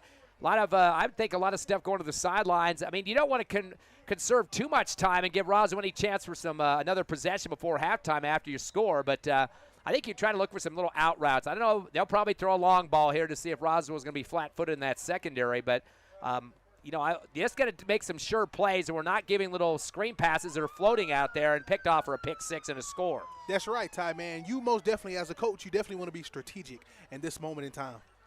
Hobbs will come up to the 30-yard line on the right hash. Need to get to the 40 for the first here. Trips left, receiver 1 to the right side. And in the backfield for Hobbs, of course, the quarterback and his running back. Medrano gets a high snap. Fakes the handoff. No, he does give it away to the 30, 35, 40 up the middle and dragging people. That's going to be a 14-yard pickup. Boy, a good job of holding the ball to the last second. That's Harris, and he's getting 14 on that one. Or I'm sorry, Hill, not Harris. What am I saying here? That's going to be the second double-digit run for Hill. He's got 48 yards on the ground. That's going to be the 9th first down. To the 44, give the handoff again to Hill, cutting right. No, that's the quarterback going to keep it. 50, 45, 40, and out of bounds. Good misdirection here. 12, 17, 19 yards for the quarterback that time. As Medrano keeps moving it forward. His last 3 carries have been double digits each. 10 first downs for the Eagles now. Making Roswell try to catch their breath. They have it now at the 39 of the Coyotes on the right hash, leading 20-7 with 2:27 left in the half. Man, Medrano been running the ball, man. Great run by the quarterback. And like a coach used to tell me, that's how you do it. 4 out of his 7 carries have been double digits in this game in the first half. Trips left, receiver right. 1st and 10 from the 39. Shotgun. Medrano going to hand it off. Stunner step Hill around the right end. 35. Gets tripped up from behind and falls forward for a couple more. He's going to be close to 8 on that one is Hill. He's got 56 on the ground. And they're going to put it to 32, but I think we got a flag. Yep, flag at the 37. Not a good look here. And they're trying to tell the coach what he can choose between here. Coach Lynn for the Coyotes, holding penalty. So Hobbs gets their 4th penalty of the ball game for 30 yards. That'll back him up somewhat. 2:20 left in the half. That'll get it past their original line of scrimmage. It happened only about 2 yards across the line at the 38. So go ahead and unfortunately erase Hill's 8-yard pickup on the play, and that's going to back it up to the 47-yard line of the Eagles, right hash. That'll be 1st and 20 now. Back in shotgun, Medrano. Trips left, receiver right. He has Hill on his right shoulder. Hill comes around the left side, gets a handoff 50, stretching it outside the hash and tries to get to the sideline, but he's going to be met quickly. Going to get back to the line of scrimmage, maybe forward progress at 1. Nice wrap-up coming like a beeline at him from the secondary was Jonathan Ellis, the linebacker. And he gets about a yard pickup, does Hill, just a forward progress pickup. 2nd down and 18 now from the 46 of Roswell. Twins left, 2 receivers right. Shotgun, going to go with the reverse from left to right, around the right end. Going hard is Ortiz, 45, 40, 35, 30. Brought down at the 29-yard line, and looks like he has enough forward for the first down. 19 yards for Ortiz. And that was a reverse from left to right. So Ortiz going to get the first down. And we got another stoppage here. Looks like there might be a flag. Back at the 40, make it, 39-yard line. And not the place you want to see is the Hobbs Eagles starting to march backwards here. And, boy, erasing another big run. And I'm telling you, Todd, man, this is something you do not want to see, man, as a coach. This gets you frustrated when players are out there, man, causing penalties in ways, man, they really don't have to. So, man, oh, man, it's a sad play right here. And that's the first run for Ortiz, too. And sometimes when you got those long outside runs, you got receivers trying to figure out where the guy's going to shift behind you and what do you need to do to that cornerback that's going to try to shirk you and get around for a tackle. And you got safeties coming in, too. So, you kind of reach out and grab someone. And unfortunately, that's what the Eagles get on that holding penalty. So they've had 5 penalties now for 40 yards. Back now at the 49-yard line. It's going to be 2nd and 19. High snap. Medrano goes up the middle. 50, 45. Heads the right hash. 40. And still going to move a pile here. And they're going to keep pushing on the second effort. Looks like about 14 or so for Medrano, the quarterback. Again, another double-digit run for the QB. And, boy, definitely racking him up. 6 of his 8 carries have been the double digits. Going to be 3rd down and 7. Trips left, receiver right from the Roswell 36. Clock to 56 seconds left first half. 20-7 Eagles. Hill's the back man behind the quarterback Medrano. He's going to get the handoff up the middle. Stutter step, 35-30. Cuts back right, 25 at the right hash. He will get the first down. That's 11 yards for Hill. Man, and that's how you run the ball right there, man, when the coach can be able to rely on his backfield player to be able to make plays like that and get them the first down, man. Why not give it to him? That's a 60 yards and carries for Hill. 11th first down. We got a timeout on the field. Eagles got some good numbers to work with here. 44 seconds. They can waste a little clock here, trying to score late in this quarter and go up by hopefully 27-7. But what do you think Coach Stevens is talking to his squad about right now as they're on the verge of another 4 downs and a chance to score right before halftime? Man, I believe, man, as a coach, man, he is telling them, man, watch out for kind of holding, watch out, and also with the offensive line, move your feet, blocking, not too much holding and stuff like that because, I mean, again, a coach hates to see too many flags out there where his team had to get pushed further and back where he had to come up with different plays so many times. Also, when you got pressure, too, as a quarterback, I would think, too, we've thrown some floaters. We got one picked off inside the 5-yard line. You definitely got to make sure if there's nothing open, you just tuck it and go, get out of bounds, or chuck it away. And, right. Of course, now you can throw the ball away, too. If you can at least get it to the line of scrimmage, you're okay. So a lot of discussion there, I'm sure, on the offense. Coach Lynn, of course, wants to make sure everybody's got an eye on the quarterback for the Eagles and make sure he doesn't get doing too much and get too much time in that backfield. And so far, doing a great job of running the football. 1st and 10 for the 26. Eagle in Roswell territory. Trips left, receiver right, shotgun. Going to hand up the middle to Hill. Breaks the tackle, 25-20. There's a penalty at the end of the run. He dives to the 15. That would have been an 11-yard pickup, just like we saw seconds ago from Hill. But this one, I think, is coming back midway through the run. Hobbs really starting to get, you just mentioned holds. Coach Stevens talking about it during the huddle, but unfortunately, I think the refs heard you throw another flag, Saab. Oh, man, I hope not, man, because, man, you don't want to get too much penalty and throwing flags out there, man. So I might need to stop jinxing them right now, man, but just let them play, man. There's the holding signal right there from the white cap. 50 yards and penalties, 6 total, most of those coming in the second quarter. Hobbs has had 100-plus penalty games twice so far, Lovington and Artesia. About 18 now to go, 1st and 18 from the 34-yard line. Eagles still in Roswell territory and 38 seconds left in the half, up by 13, 20-7. Last year, of course, the overtime loss. Very close ball game for the Hobbs Eagles in Roswell, 37-35. Shotgun. Up the middle, and boy, getting stripped, almost lost the football, then spun around, dropped to the 30-yard line as Medrano tried to get outside. He's going to get 7 on that one, and he got his jerseys ripped from behind, but couldn't get much more than that.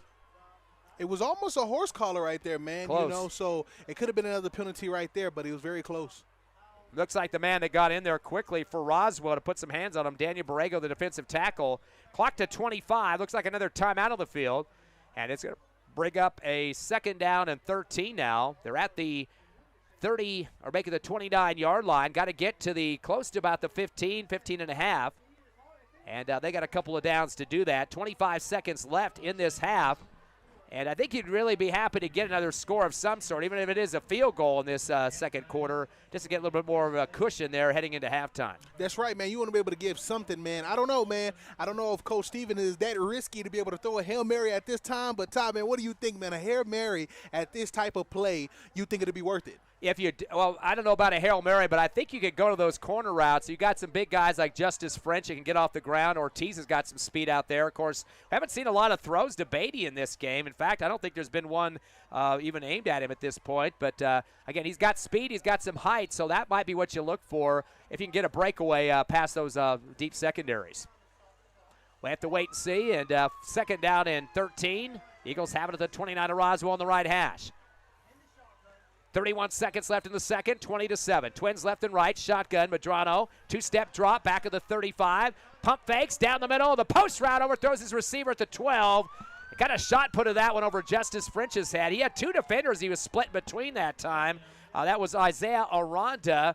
And also we saw Cannon Ramage down there. You kind of see some happy feet that time from Medrano. I'm not sure if he knew exactly if his receivers are open where he wanted them to go, and just kind of was trying to place set that ball, and it just put too much mustard on it. And that's right, man. And you also want to clap it up for the offensive line, man. They gave the quarterback enough time to be able to see if all receivers were open, and I guess so, man, and the play came out to be like that. 3rd down and 13 for the 29 with 26 seconds left.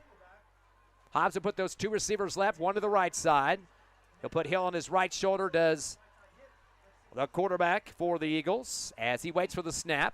Back to pass is Medrano. Pump fake, tucks, cuts up the middle, cuts right, 30, 25 to the sideline right, 20, 15.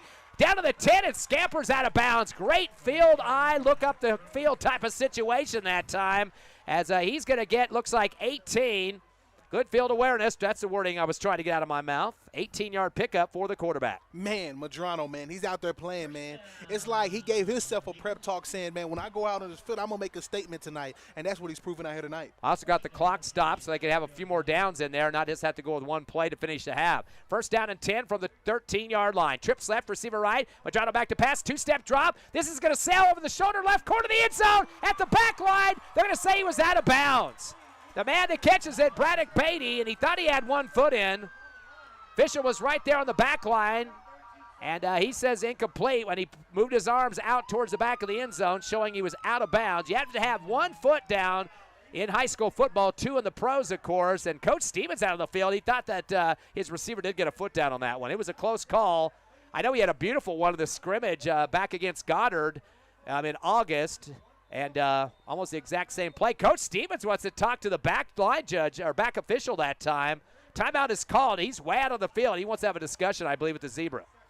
And you know what, man, you don't want to be able to get a tech on these type of plays, and everything like that to, prove the ref that it was a touchdown. But, hey, you got to give it to Beatty, man. Great catch right there, man. But, unfortunately, it wasn't a touchdown, but great catch. I misspoke. It looks like he just stayed in the huddle there. It looked like he was walking out to the field middle. But he got a bunch of players come around him at the last second, so I think he's just going to let that one go.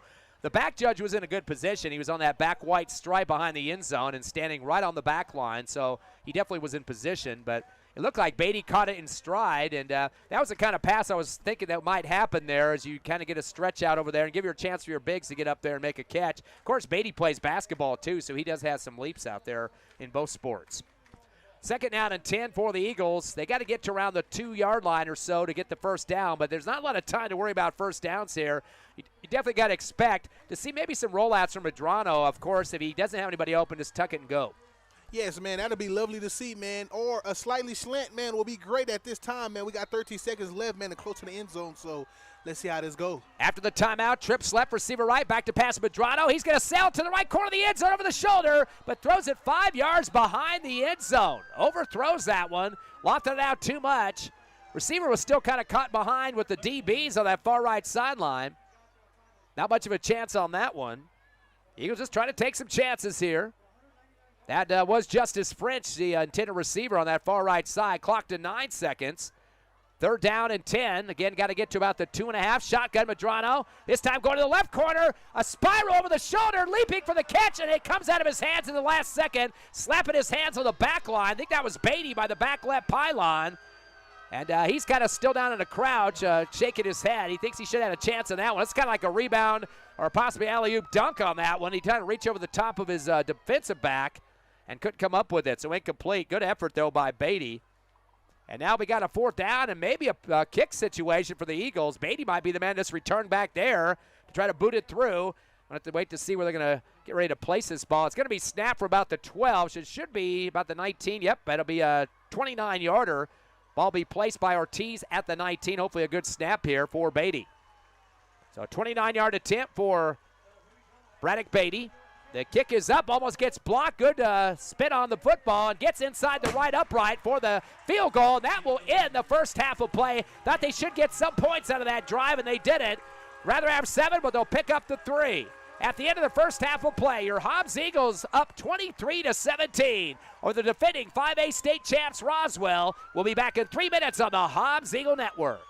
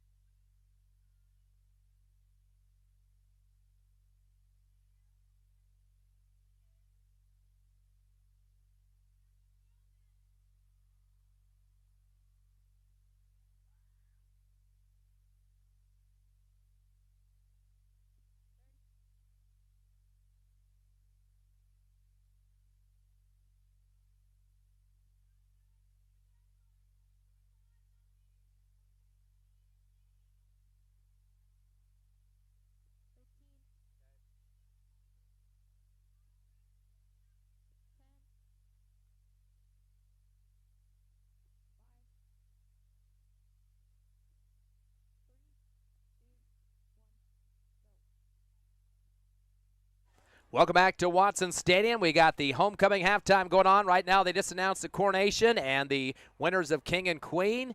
The King is Kevin Gomez here for homecoming 2025, and the Queen, Giselle Orozco. Congratulations to them and the rest of the homecoming court. Getting ready for the Hobbs High Band coming up next with their halftime show. Pretty exciting times. And the Eagles leading 23-7 over Roswell, the defending 5A class champions. Of course, Roswell came in with a 1-1 record, the same as the Hobbs Eagles. So kind of a grudge match based on last year's game. Saab, it was a close one, went into overtime up there in Roswell, and a 2-point win for the Coyotes after the Eagles missed a 2-point conversion in that single overtime. So Hobbs definitely want to come back on their home field to return the favor here, especially for homecoming. Man, most definitely. That's what you want to do, man. And it's already looking good out here, so you want to be able to redeem yourself in a way and be able to, come out here and play football and show that, man, we are a good team, we are a great team, and that we can move forward and progress. Let's take a look at the first half stats. First of all, for the Roswell Coyotes, their top rusher is Lynn, the quarterback, 6 carries for 85 yards, but a majority of those yards coming off the 66-yarder that he had in the second quarter. That really padded his numbers there. Other than that, everything else except an 11-yarder were single digits. He was dropped in the backfield one time for -1, so he is the leader in the rushing game. Although Durant has seen a few carries in the second quarter, 2 for 14, 3 for 14 in that quarter. And then also they had a couple other guys getting some runs too. That included Sanchez, a receiver, 1 for 2, and also another running back that came in, Noah Stinson. He had 1 for 2 yards. So they had 5 guys touch the ball, 115 in the rushing game so far for Roswell on 13 carries. So triple digits, but no breakout numbers except for the big one by Lynn for 66. Man, you know what, man? In Roswell, man, I believe, man, they do got a great squad, man. And what I've been seeing out there, man, they do have some great skill players, man. I believe them being utilized a little bit more, man. I believe they can make some awesome plays out there. And so, man, congrats and clap it up, man, for those who've been making plays. In terms of the passing game, they don't have the triple digits. They've got 78 total so far. Sanchez has caught 4 passes for 38 yards. Gonzalez, 2 for 32. Ingram has a catch for 6 yards, and also one other catch for the team for 6 yards. So they have completed 7 of 12 in the passing department for Lynn, again for 78 yards. So just shy of 200 total offense for Roswell at 193. More dominant in the running game than they are in the passing. They've had 3 punts, though, on possessions. That has been kind of a downfall for them. Really a lackluster start, especially in that first quarter. They didn't score until the second quarter. They've had 3 penalties for 15 yards, but have had 6 first downs in the first half. I think they started to see a little bit momentum as the first half progressed, getting past that first quarter, but really not an efficient offense up to this point. And although they did see some drives move down the field, Eagles stood pretty stout in that first half, only allowing those 7 points. You know what, man, and that's why you got to clap it up for the defense, man. I believe Roswell offense, man, I believe I was ready for them to come out here and play, man, not too much on the passing game like that, a little bit on the running game, as you say, and you got to give it up for the defense on Hobbs' side, man, for being able to, be able to stop them, keep them at one position where they can only be able to make 7 points, Yeah, let's look at the Hobbs Eagle offense now. Triple digits for Medrano, the quarterback, of course, 147. Just continues to run up and down the field. He's had 10 carries, and of those 10 carries, 7 of those been for double digits. His best was the 26-yarder he got. He scored one off of 22, and another run for 21, 19, 14, 15, 18. The list goes on and on. So, in fact, at the second quarter, his last 5 of 6 rushes were all double digits. Doing a good job of reading the field ahead of him, using his blocks and seeing some gaps up the field. Man, you know what, man? I done seen some great plays by him because, man, one play, man, he looked, man, but he broke the tackle. So you're right, Ty, man. He's able to be able to look at the field, be able to know what right tackle, left tackle is coming towards him and everything like that, man, and knowing how to be able to break through holes and be able to make plays. So, man, it was great plays tonight. Yeah, he's definitely got more than half of the rushing yards of the game at 147 of the 207 the Eagles got. But also DeMarcus Hill, too. We saw him start last week against Artesia with 201 yards, a couple of touchdowns on the ground as well. Tonight he's already at 69 carries, and he himself has 3 double-digit runs, 22, 14, and 11. We started to see Medrano carry the ball a little bit more in that second quarter, but Hill is always a threat with the breakaway speed, especially when he gets that foot across that line of scrimmage. No, that's right. That's right there, man. And you got to give it up for DeMarcus, man. DeMarcus is one of those players where, like, coach, if I can't be able to make this play, coach, is it hard to be able to get this first down, man? You might as well hand it off to Hill, and Hill will be able to make plays. So, man, in the first quarter, man, and even on moving on to in the first half, he's made some great plays. Only two guys that run the ball. That's been Medrano and Hill. Of course, we mentioned Wright was out again, second game in a row for the Eagles, ankle injury, and nobody else has had a chance to carry. Although Ortiz did get one for about 11, they called it back on a holding penalty. So, in fact, he's not too upset, though, because he came in early and had a couple of big catches for the Eagles and really showed his dominance in the passing game. Let's take a look at those passing numbers now. In terms of defensive player, usually stepping up in the wide receiver position in that first quarter, Adrian Mora had 2 catches in the first only for 70 yards, a 61-yarder for a touchdown, another 9-yarder, and boy, showing his numbers on the O side of the ball. Yes, you know what, man? You got to clap it up for Adrian Moore, man. He came out here snapping. He built up the fire and the momentum for the points on the scoreboard to be 23. So, man, him coming out here, and like you said, Ty, man, as him being a safety, and, man, my first time seeing him out on the receiver side, man, and making plays like that, man, it was awesome to see. And he wasn't even the best numbers of the half. It was Ortiz. We just mentioned him a minute ago. 5 catches for 97 yards in the first half. Just pretty much deadly out there. And I think I'm shorting him a few here. I think I got to add a few more. Let's see.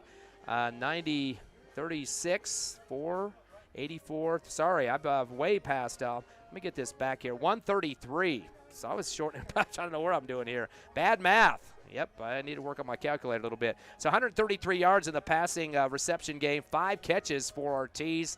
Definitely has the speed to get out past his defenders and showed that with the triple digits in the first half. Another guy going out, French, he had 4 catches for 84 yards. He had a 48-yard touchdown catch as well. He definitely can get up, plus he has some height out there for the Eagles at 6'2". And last but not least, it was Brian Estrada. He plays the wide receiver position, 1 catch for 3 yards. So 4 receivers pulling down the balls in this first half, 254 yards in receptions. The passing from Junior Medrano, he was 12 of 20 in the first half. Man, you know what, man, and I've been loving and being astonished by seeing the passing game and the throwing game right now in the first half. So maybe we can continue to coming out in the second half and be able to, accomplish it even more and be able to seal it up even more with the throwing game. So, man, Ty, man, I love to see it. I've got going back to the passing game one more time here. I know there's a lot of threats out there for the Hobbs Eagles, and they've been not really getting the big numbers in the previous 2 games that we'd expect. But we saw some running backs step up, and so the running game was working good for the Eagles. So you don't fix what you don't have broken. That's right, and you're right about that, man. And you want to be able to, keep that going, man. And when something is working, man, you put something together that can keep rolling and keep working. Why not let it go?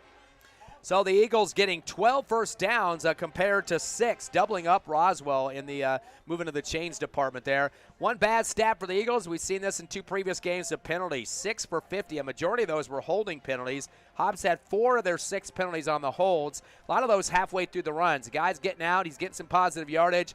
Receiver reaching out, somebody downfield reaching out and grabbing a jersey, whatever, and it negates a good play. A lot of those runs were double-digit runs, too, for the Hobbs Eagle quarterback, running back, etc. So got to concentrate, but you can't get too much aggressive that you're just kind of blindly reaching out and grabbing whatever you get. You got to make sure you know where your running back is, at least feel him from behind, and then use your body to push him out of the way. Yeah, and you're right, Ty.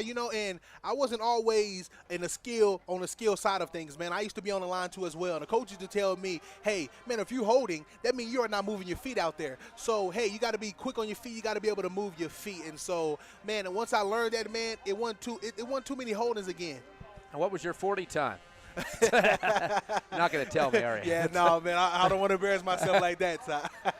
Well, we got homecoming going on at Watson Stadium. Hopefully, if you're watching us on the internet right now, you'll see the Hobbs marching band. We had the coronation earlier. I mentioned the winners for that, King Kevin Gomez and Queen Giselle Orozco. Congrats to those 2 and the whole court for homecoming. 23-7, your Eagles leading Roswell. We'll take another 3.5-minute break as we're at halftime at Watson Stadium. Your Hobbs Eagles leading the 5A defending state champ Coyotes.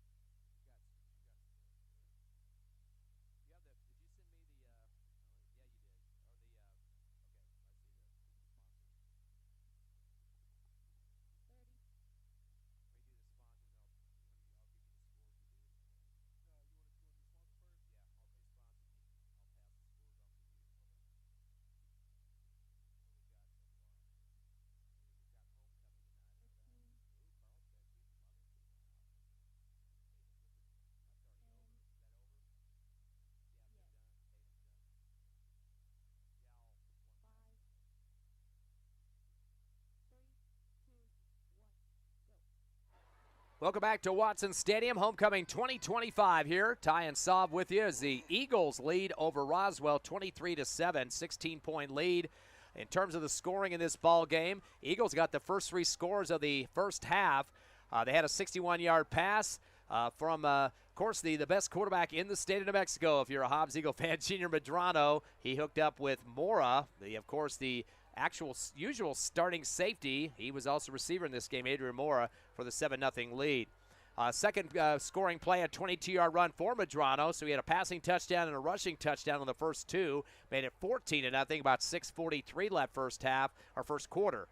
So those were the first two scores. Then add another 48 pass. This time it was a flea flicker pitch over to Ortiz, and he hooked up with Justice French down the near right sideline for almost a half a field score there. And Eagles did miss a PAT on that one, making it after a botched snap rolling out to the left. They were sacked backfield 20-0 at the end of one. Roswell got the first score of the second quarter, a 27-yard pass from Lynn to Gonzalez. Made it 20-7, about 10.5 left in the second. And then Beatty finishing up the scoring late, where they got the clock to expire, actually, at the end of the second with a 29-yard field goal. Eagles getting the 16-point lead. I'd like to thank our sponsors of Hobbs Eagle football this season, including Lee County State Bank, Eastern New Mexico University, Lasco Construction, NMR Pipeline, Outlaw Sports Grill, Eunice Pump and Supply, Hobbs Express, JBW Solutions, SunGuard Precision, Bel Air Bowl, Devon Energy, Badger, Master Plumbers, Forest Tire, TDS, and Divine Energy Services. Thanks for all the sponsors of Hobbs Eagle football this season. We couldn't do these broadcasts without you. And Simon, we got some Lee County teams in action tonight, and one of those, a homecoming game, is the Eunice Cardinals are playing at home tonight. Yes, man. It's not only this game that is going on down tonight, man. There's also some other games, a few games, man, that already have ended. But like you said, man, Eunice is having a homecoming right now. And that score over there, it is halftime right now. And Eunice is up 28 versus Nemi, who has 14. Then we have some other games right now that are also at halftime. Lovington and Carlsbad, man. Lovington is down 21 and Carlsbad is up as 24.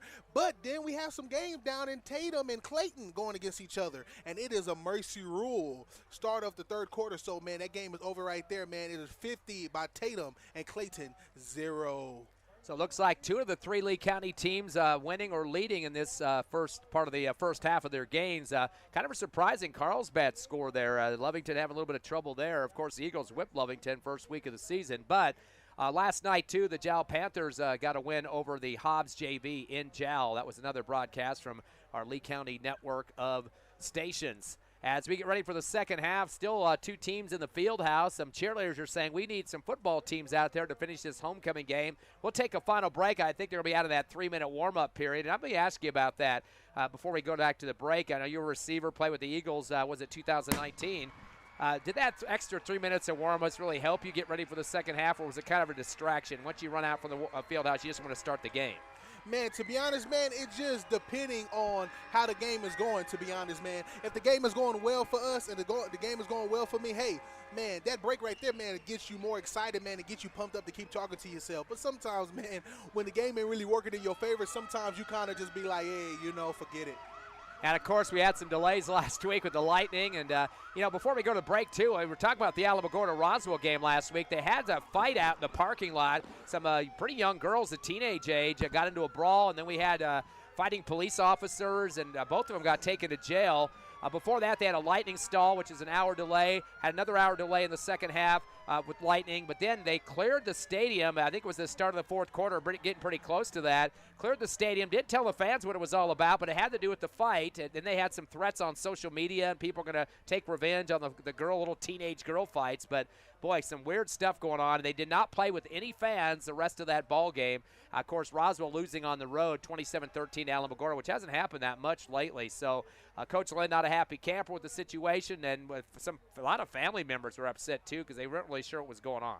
Well, you know what, Todd, man, it's a blessing that none of that is going down here tonight. You just want to be able to keep it clean, smooth, come out and watch great football and have a great night on this Friday Night Lights, and not only that, homecoming. So you don't want to ruin anything like this, man, and you got to take caution when things like that go down, man. Threats and so much of things, man, you got to be able to have the people get out the way, man, people get safe in areas because you just never know. Well, we thought they were going to add 3 minutes on the clock here for the warm-ups as we started off the conversation about that, but it looks like they're just keeping the clock at 12, and both teams in a little huddle. At least Roswell's in a huddle, and Hobbs kind of warming up still without the actual 3 minutes set up. Reffing crew at the middle of the H logo here at Watson Stadium. We're going to take a 30-second break. Get ready for second half action. You're listening live to Hobbs Eagle Homecoming Football on Cool 95.7, HobbsAmerica.com, and YouTube.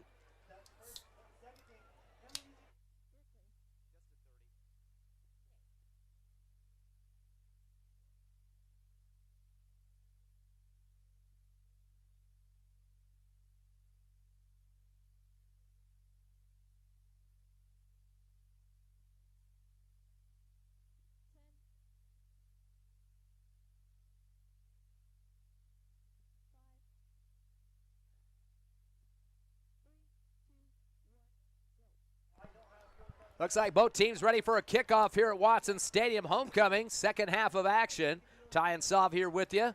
Hobbs will be kicking off here in the second half. Wearing the black and gold, the Roswell Coyotes, the white and red. Eagles losing last year in overtime to the Coyotes after a pick six for a touchdown and a fumble for a touchdown. So they're trying to get some revenge here. Long kick for Beatty, caught at the 8. And looks like he must have had a penalty there. A return man just held the ball as he caught it. I said he cannot be fair catching at the 7-8 yard line. That's not very smart, but I think he must have had a false start because everybody's going back to the kick zone and going back 5 yards.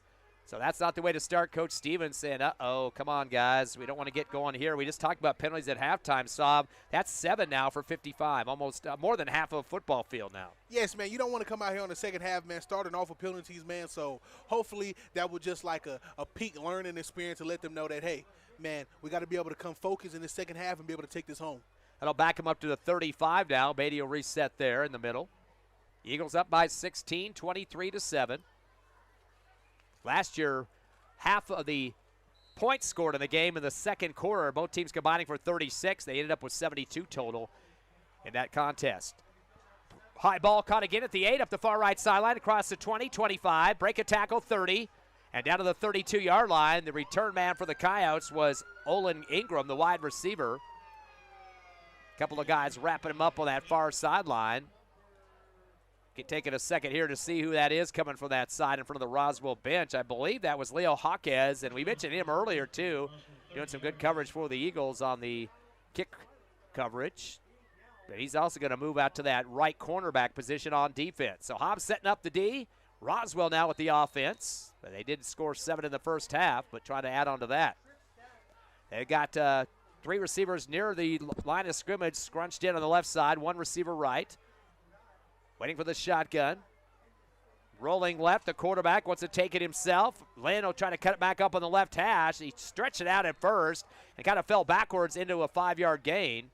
Right on top of the Hobbs defender that time, coming in hard from the linebacking core, Gavin McPherson.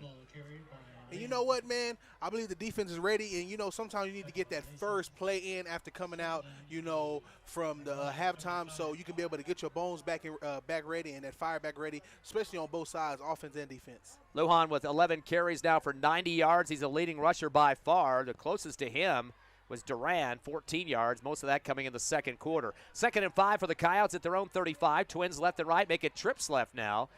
It's going to be Lynn by himself in the backfield. Takes a shotgun snap, 3-step drop, turns and fires a long pass to the far right sideline, caught over the shoulder at the 40, 45, scamper to the 50 and backpedaling for 2 more. That'll be a first down pickup. Be about 17. And Stinson is the man that catches that one, his first of the night. And you know what? It seemed like the defensive coach ain't too happy because open plays like that, it could be an advantage and also an opening for the offense to be able to make a touchdown. So the defensive coach really ain't too happy with that. 8 of 13 in the passing game for Lynn, and that was Stinson's first of the ball game. That'll be 8 total for them at the 49 of the Eagles. Go with the handoff up the middle, cutting it outside to the 45, trying to slice to the left hash, and up in it after a 4-yard pickup. A little somersault action at the end there for Nathaniel Lujan, and they're going to give him 4.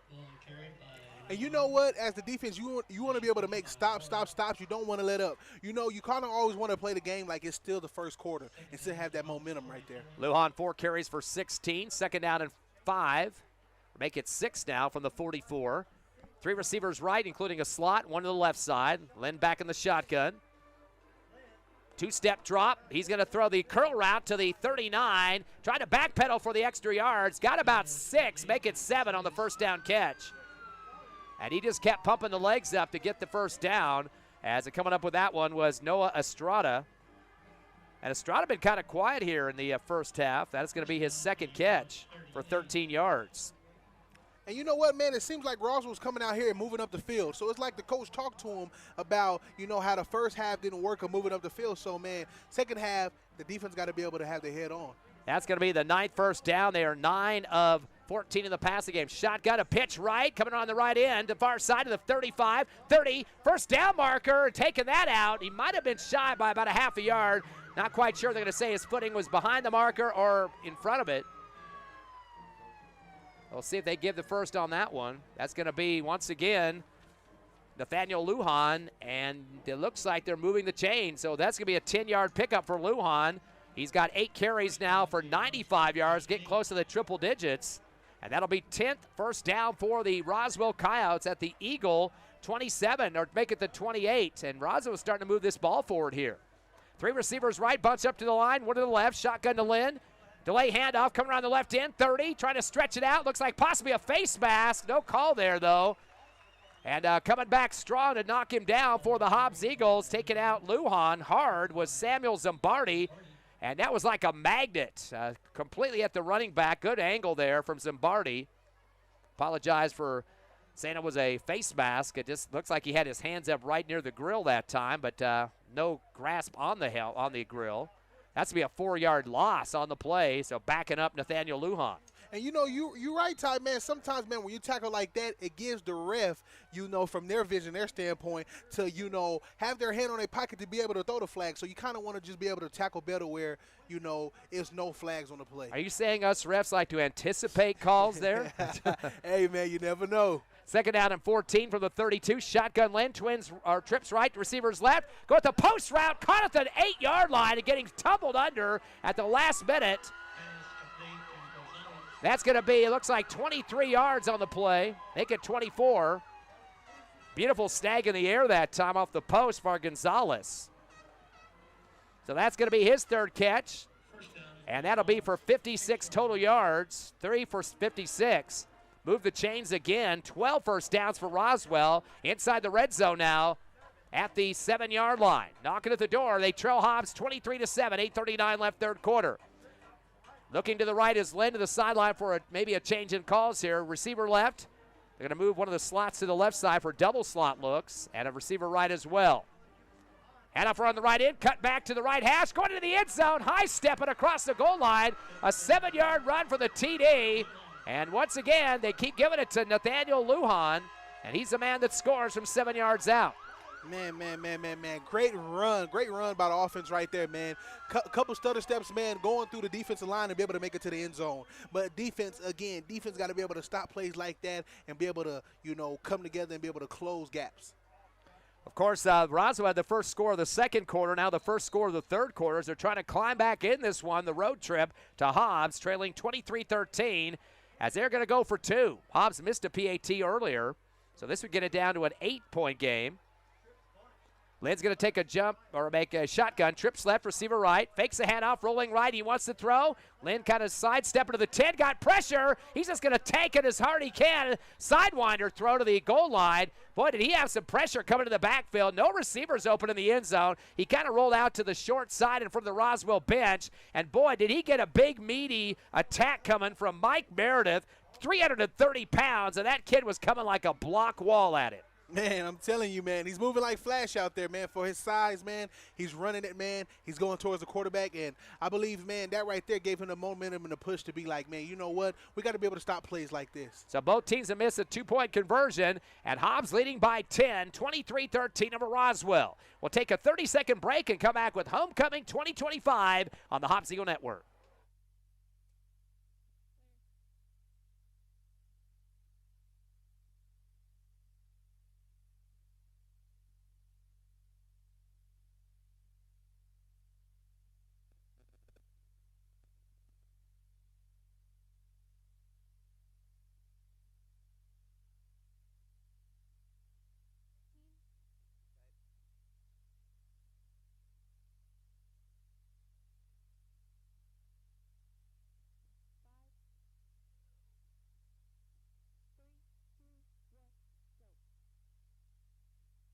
Back here to Watson Stadium, homecoming going on. Here's the Hobbs Eagles holding on to a 10-point lead, 23-13. Roswell scoring on a Nathaniel Lujan 7-yard run to get back within the double digits. Tried to go for a 2-point conversion on a pass play with a roll right. Lynn could not hook up with anybody on that one. So both teams missing a 2-point conversion earlier in this game. Roswell to kick off, and they're going to keep it end over end. It'll drop at the 15, take a roll, picked up at the 10, to the right hash, to the middle of the field, to the 25, 30, and knocked down at the 31-yard line. That's where the Eagles will start this next possession here in the second half. And the return man, Justice French. And you know what, man, as a coach, man, Coach Stevens, man, I believe, man, in the first half, man, during the first quarter, man, he ran some phenomenal plays. And I believe if those same phenomenal plays, man, can roll out in this second half, man, it can be great for him. 2:07 in the running game, 2:54 in the passing game. Eagles definitely doing a great job. 461 yards in that first half. That's just in one half of play. Trips right, short side, one to the left, receiving core. Madrano waiting for the shotgun with Hill.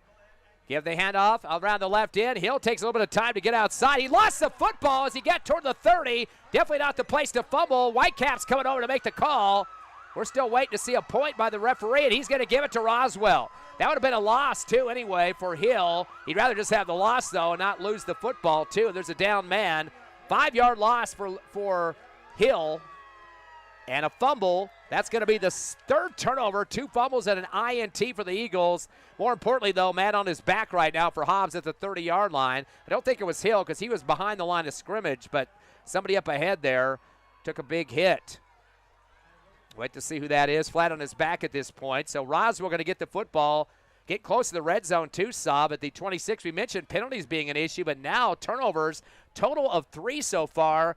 1 fumble for Roswell, 3-1 difference in turnovers. And you know what, man, coming out from the first half and coming out to the second half, you want to be able to, upgrade from what you did the first half, even though they had a phenomenal game in the first half. So you want to be able to roll that back out coming in the second half. Yeah, we talked about Ortiz with 133 yards of pass receptions, 84 for French, and then, of course, also Morrow for 70. I mean, big-time numbers of those 3 receivers. We had Madrano with 147 at the half on the ground and 60 for Hill. But 1 turnover can kind of wipe out those numbers, although Hobbs still has a 10-point lead. We should not forget that, 23-13. That's right. And, man, to be honest, Ty, man, I believe, man, I hope that's not Hill out there, because if that's Hill, man, that can kind of be pressure on the coach from having his backfield and his backfield players out there hurt. That might have been, well, I don't want to say it quite yet. Is that a 23? Yeah, that doesn't look good. DeMarcus Hill. It looked like the player that it was kind of on the line of scrimmage, and Hill went back about 3 or 4 yards behind the line. The number is kind of crunch. It does look like a 23. I hate to jump the gun here and get the wrong number, but they're trying to help him off the field right now, and we'll double-check to see. Hobbs got to have their defense out there anyway, and that is Hill, I believe, isn't it? It says 20. Oh, please don't get that wrong. Not that I want Hill to be hurt either, but right. That's 23, DeMarcus Hill, and looks like he has his right leg and maybe the ankle, high ankle sprain possibly. I hate to guess on that one too, but yeah, he's coming off the field right now. We'll double check on that, make sure that is the number. It's going to be Roswell football. They have it at the Eagle 27 midfield, or middle of the field, I should say. Trips right, receiver left, shotgun is coming for the Roswell Coyotes. 2-step drop, Lynn goes back, and we got a false start for Roswell. Finally, red and white penalty, 4 for 20 total. That's compared to the Eagles, 6 for 55. That'll back them up a little bit here. And Roswell definitely wants to threaten quickly and get some more points on the scoreboard. Right now, it's 7-0 just in the third, although that little bit of a cushion at halftime, the Eagles were up. And you know what, man? This gives right here the defense leverage to be able to make plays, stop plays, so the offense can come and rebuttal themselves. Back up to the line now. It's backed up to the 33.5. Making a 1st and 15 in Hobbs territory, though. Lynn taking the shotgun snap. Twins right and left. Delay handoff, not going to be going much, and maybe back to line of scrimmage, but not much more. I don't even think they got that far. It's wrapping up quickly behind the line. Jeremiah Mackey, big D lineman there for the Hobbs Eagles. And, man, that's how you want to make plays. As a defensive lineman, man, you want to be able to go in there and make plays like that in the backfield, you know? So, I mean, hey, you got to give it up for Mackey right there. -2 for Lujan back at the 35. So that's going to bring up a 2nd down and 17 now. Well, actually, yeah, 18. So -6 on the play. Shotgun, then back at the 40, delay handoff on the draw, 35, angle left, and he's brought down. He kind of came forward for about 3 yards, but read quickly. And that's Mackey coming in again. Mackey definitely is taking some damage on the Roswell Coyotes. And this kid, again, 255, but he doesn't run like that. I know, man. He's out there running fast, man. He's moving with speed. And that's what you want to do, man. It's like he got that anger out there, man, and that ambition right now to be able to say, this is our game, this is my game, let me take hold. Lost a yard on the play. So Lujan just trying to get something going here. 3rd down and 17. Shotgun Lynn back behind the 40. Pump fakes. He's going to throw the fade to the 25, and he runs into the defender. Mass to mass. Both guys crunch to the ground. They're hurt. Ball came squirting up in the air. You couldn't stop him. The Hobbs Eagle defender is flat on his back. I hope he didn't get knocked out. There is some movement on his legs. They're helping him up now. But, boy, was that a collision. That might have been their running back coming out of there. Looks like it possibly was Nathaniel Lujan. And who was that for the Eagles? He got crumpled. I believe back there, one of the deep secondary, was that Javen Hernandez, I think, the safety, that he was just flat on the ground. They had to peel him up off there, but he came up kind of quick. He was flat and kind of solid for a minute, then all of a sudden you see his legs move, and then he jumps up when they got some help there. But they're going to say nothing on the play. It was just incomplete as a collision. Really nobody's advantage on that one, although advantage for the Eagles. The ball came out. Incomplete. They're going to go with the trips right, 2 receivers left. Shotgun low to Lynn, able to scoop it out. Throws it down the middle. Post route, caught the 20, 15, and brought down for the 1st down. That's going to be about a 26-yarder. They go right up the middle on that one. And that's going to be a catch. I believe the first one of the night there for Noah. No, that's more than, he's had more than one. He gets his 4th catch. That was for 14. That'll move the chains as well. 13 first downs. They are 10 of 17 in the passing game. They'll have it at the Eagle. Looks like the 13-yard line in the red zone. Twins left, receiver right. Give the handoff around the left end, going hard to the 10, to the 5, trying to push the wall through. And continuing to move it down is Lujan near the goal line. He wasn't going to stop that time. It looks like he got past the first down marker to 3. So he's got about 12 on the play. Lujan with his best run of the night. That's a double digit for 12.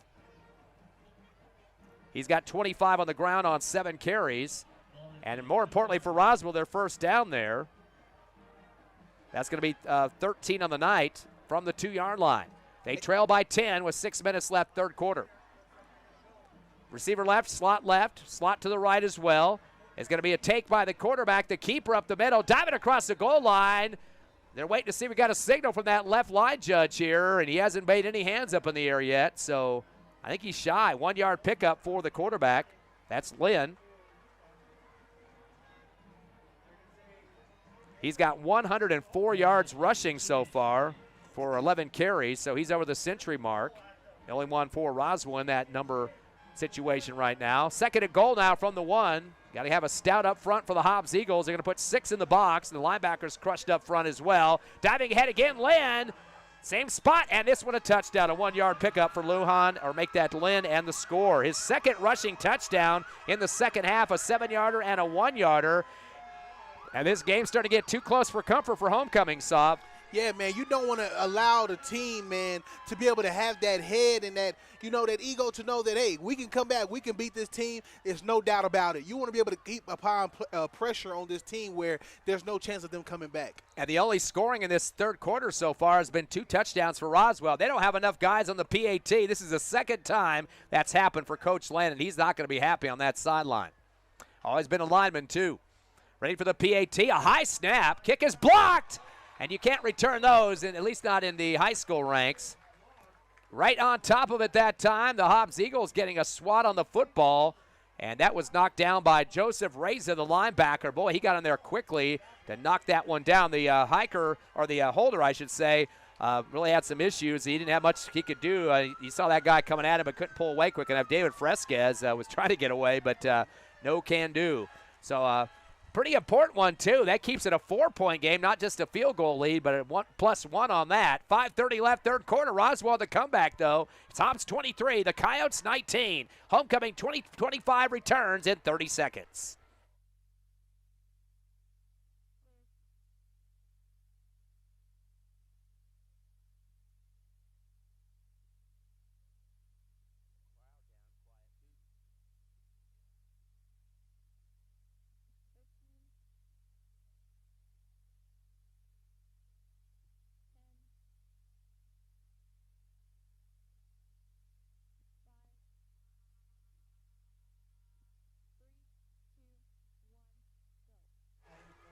Roswell Coyotes trying to claw back into this one. Homecoming at Watson Stadium. Your Eagles up by 4, 23-19, but getting kind of close, Sav.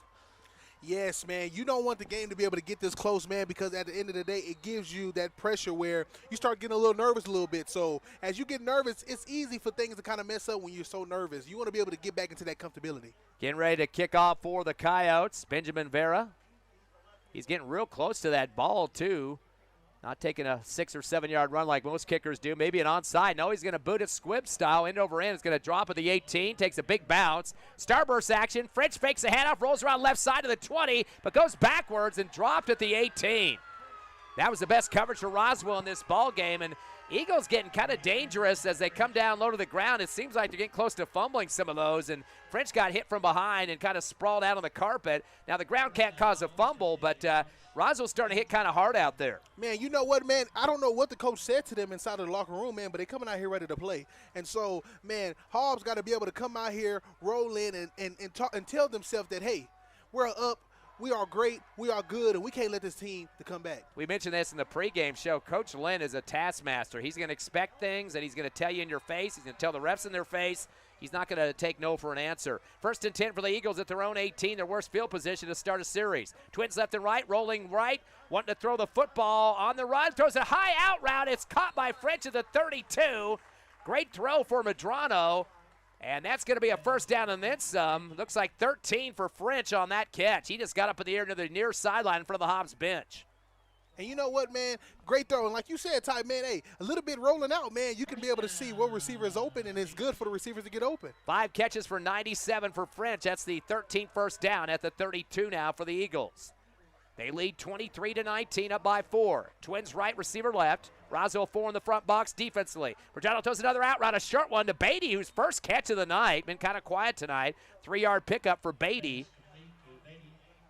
Usually one of their top receivers, but he'll take it when he can get it. That's right, that's right. And way to move up the field. You know, you always want to have those steps of moving up the field, man, and progress. 14 for 22 in the passing game. Actually a 3-yard pickup for Beatty, give him one more. 2nd down and 7 now from the 35 of the Eagles. Right hash, shotgun Medrano. Hands off around the left end. I don't know if Hill's in there because he was hurt a while back. He tries to cut out left. We'll see who that is. Forgot to check it because we knew he had the injury. And looks like they're not going to get much on that one. We got a new guy in there now. Double checking to see that number there. That might be Jesse Nelson. Looks like 26. They give Nelson a 1-yard pickup on that one. His first carry of the game, we said Hill went down. Rolling right, but drawn out of the shotgun. Throws an extended right out route to the 46-yard line. That will be a first down. About 15, or make it 11 to Ortiz. So he picks up the first down. He's got 6 carries, or 6 catches for 144 yards. 14th first down. Eagles are now 15 of 23 in the passing game. Hurry up offense is returned here in the third quarter. Now in Roswell territory at the 48 on the right hash. And you know what, as a coach, at this time and moment, you want to be very strategic moving up the field. Trips right, or Twins right. Now the receiver going left side for Trips. Quick snap into Medrano around the left end. 50, 45, gets spun around, throws his body forward to the 40 and dives to the left hash. So Medrano gets, looks like 7, just shy of the 40-yard line. Actually make it 8. He did get to the 40. He pulled that football out ahead of him that time. So Medrano continues to move forward. 11 carries for 155 yards. And we've had 3 running backs in 3 games that have got triple digits, all different guys. Of course, we started off with the Wright first week, last week Hill, and now Medrano in the 150 range. Yeah, you know what, man, and that's good, man. You want to be able to continue to make those plays and continue to get those yards or so. Man, it was phenomenal, yards by those players. Second down from the 37-yard line. Medrano hands it up the middle. Break it up is Nelson. 35, 30, 25, and down to the 20-yard line. Gets the first down plus. Ball carried by Nelson. It's going to be 18 yards for the backup, and we've had many backups the last few weeks. And you know what? And that's what you love to see. You love to see people step up when a coach knows that he got somebody on the sideline that can do just as well as the player before him. Hey, there's no hesitation to put him in. And that will be the 15th first down in this ball game for the Hobbs Eagles, as they got it now at the 21-yard line. Nelson with 2 carries for 19 coming in this third quarter as he came in for Hill with an injury. Twins right and left. Fake to the screen left, runs at the middle. Medrano 20-15 and gets knocked down hard trying to go helmet to the floor that time. He's going to get 7, the quarterback for the Eagles. Medrano with 2 carries for 15 here in the second half. He's got 162 overall on 12 carries. Man, Medrano's been playing out there, man. And so, Medrano, man, being a quarterback, man, getting those plays like that and getting those yardage, man, is great. Eagles looking to the sideline for the play call. They got to get to the 11-yard line for a first down, 4 yards away. Twins right and left, shotgun to Medrano. 2-step drop. Pump fake, rolls right, 20, 15, right hash, 10, cuts back to the middle, spins, back pedals, down to the 1-yard line. He'll get the first down for 14 on the carry, and that kid won't go down easy. He won't go down easy as well. And the great thing I can say about Medrano, man, he's going to make a play. You know, if his players is not able to be open, his running back, man, is not open for the pass to the little slot pass, he's going to make sure to make a play, and that's what I love to see about him. 16 first downs on the 1 now at the near the goal line on the right hash. Eagles trying to extend there in the 4-point lead, 23-19. They bring him out of motion right to left. They'll hand it around the left end, stretching it out to the goal line. Touchdown! Beautiful run coming around the left side. Adrian Moore, I believe that was. We'll double check the number on that. I believe that was number 4. And Moore got a couple of catches earlier in this ball game. There the lights go out again, always helping us out of that end zone. Yep, that was Moore, and boy, he's lighting it up as an offensive player in this game. Man, hey, I know that gives the coach to be like, you know what, Moore, man? Hey, you're doing good out there, man. So, hey, we got to give it up to Moore, man, for 2 touchdowns in this game. So, it's been good to see. It's been great, man. They're playing football out there. Way to score. 1-yard run. He had to stretch it from right side to the left, and we wait for the Beatty PAT. Long snap on this one, or long time to get the snap. The kick is up, and it is good.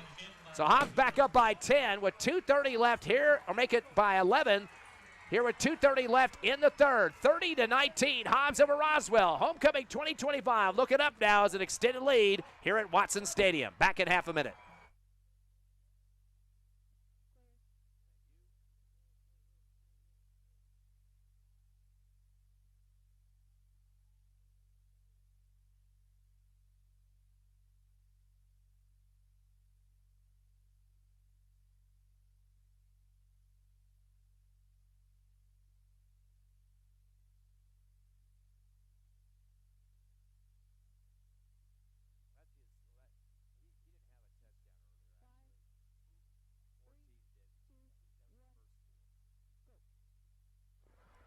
.230 left, third quarter. Your Hobbs Eagles extend their lead to 11, 30-19. A long extended run right to left around the quarterback for Ortiz. And Hobbs now will be kicking off as Beatty getting ready to do that for the black and gold here at homecoming at Watson Stadium. Beatty will send it deep, back left. And the kick, it's fumbled in the goal line and back into the end zone for the automatic touchback. I'm not a big fan of that rule. If you muff it, and that's what that's called, a muff, 2-yard line, that's your fault. You should have to go recover and bring it back. That's right. I mean, you're going to get it at the 20 now for a mistake you made. That's right, man. You know what? And I believe, man, the officials, they should allow that to be able to, be played and everything like that. But you know what? Rules are rules, and so you got to follow them. I think it might be a safety issue. Once you lose track of the ball, you got somebody beelining at you. He's going to get down on you and take you down hard. But that's a fumble to me. But that rule's been in effect for quite a long time now. It's going to be 1st and 10 from the 20 for the Coyotes. They trail the Eagles by 11. Lynn will take the shotgun out of the Twins left and right. Give the ball up the gut to the 20. Lujan going to try to drag some people with him. Thrown down at the 22. Fall forward for about 2 yards, possibly. Got some tough hit there from the Eagles by Gavin McPherson, the linebacker. 2-yard pickup for Lujan. Man, you know what, man? Great. The defense got to be able to come out here and, bring that greatness out of them. And I believe that they can prove and that they can express. So I'm ready to see some more. 8 carries for 27 yards for Lujan. 2nd down and 8 from the 22 of the Coyotes. Bunched up stacked receivers right near the line of scrimmage on the right. And on the left side, 1 receiver. They'll bring the slot over to the left now. So 2 receivers on both sides of the snap.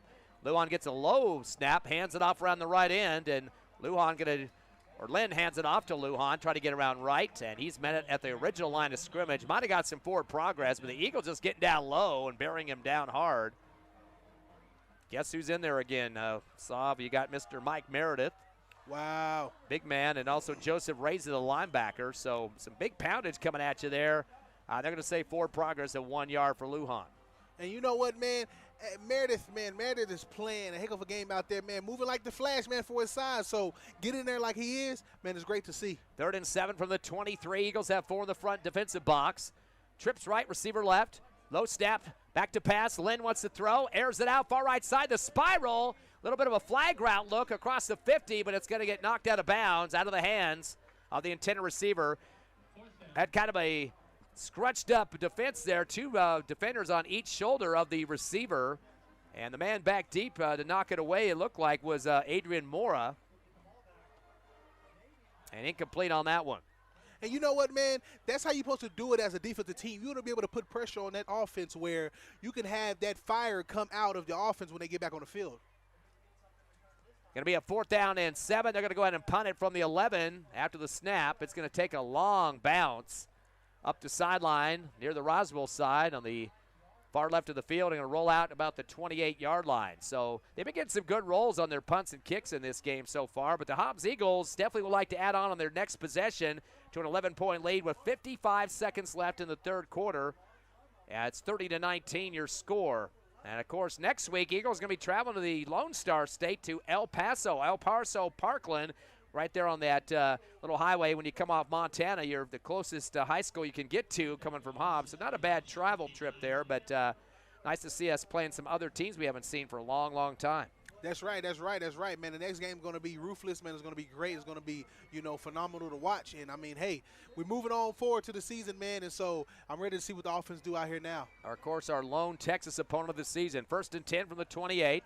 Madrano on shotgun, trips right, receiver left, hand around the right side, and cutting up to the right hash of 30, 35, and brought down. 6-yard pickup on the play. Nelson is now flat on his back after that carry. You don't want to see another running back going down like that. No, actually, that was a lineman, it looks like, that time. And he's starting to walk towards the Roswell defense, and the big man that was flat on his back for the Eagles was Max Garcia, the lineman, and he didn't know where he was at that point. They're going to give him 8 on that one. As back in shotgun goes Madrano. Waiting for the shotgun. 27 yards on the ground for Nelson. The pass on the screen, right side, French. And a quick slant, gets across the 35 down to the 40, flattens his body out, and he's going to get 4 for the 1st down. So French now has 6 catches for, looks like 101 yards. And that'll move the chains again. 17 first downs for the Eagles. They're at their own 42. Clock running to 5 seconds. Looks like they might just run it out here at the end of the 3rd. That should be it. No, they're going to get the snap to Madrano. Pump fakes. Down the middle. Seam route. Going to be a spiral and just misses the fingertips. It might even touch the fingertips at the 20-yard line for the Eagles receiver, Braddock Beatty. He was toe-to-toe with the safety that time. And the ball just kind of glanced off the end of his fingertips where the prints are. Looks like the safety is flat on his back at the 2-yard line. Looked like he buckled back that leg, fell on his back, and then the leg was kind of bent under with his knee straight forward and the bottom part of his leg underneath him. Yeah, man, plays like that, man, you kind of don't want to see any player get hurt or anything like that, man. So, man, prayers up to him, man. Hopefully, man, he gets back better and get back in shape, man. But you don't want to see anything like that on the field. That will end the third quarter. Your Hobbs Eagles 30-19 over Roswell. Final quarter of homecoming 2025 here at Watson Stadium. We'll take a quick 60-second break and be back live on the Hobbs Eagle Network.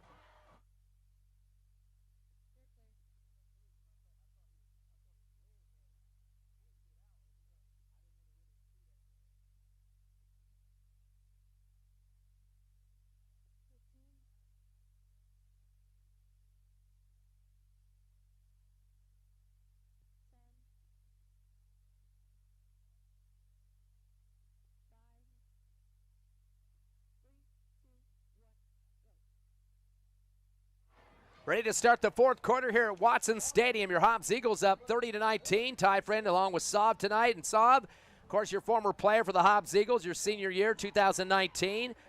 What did homecoming mean to you? Was it something that made your excitement more for the game, or was it kind of a distraction for you, the stuff before the game and then after the game?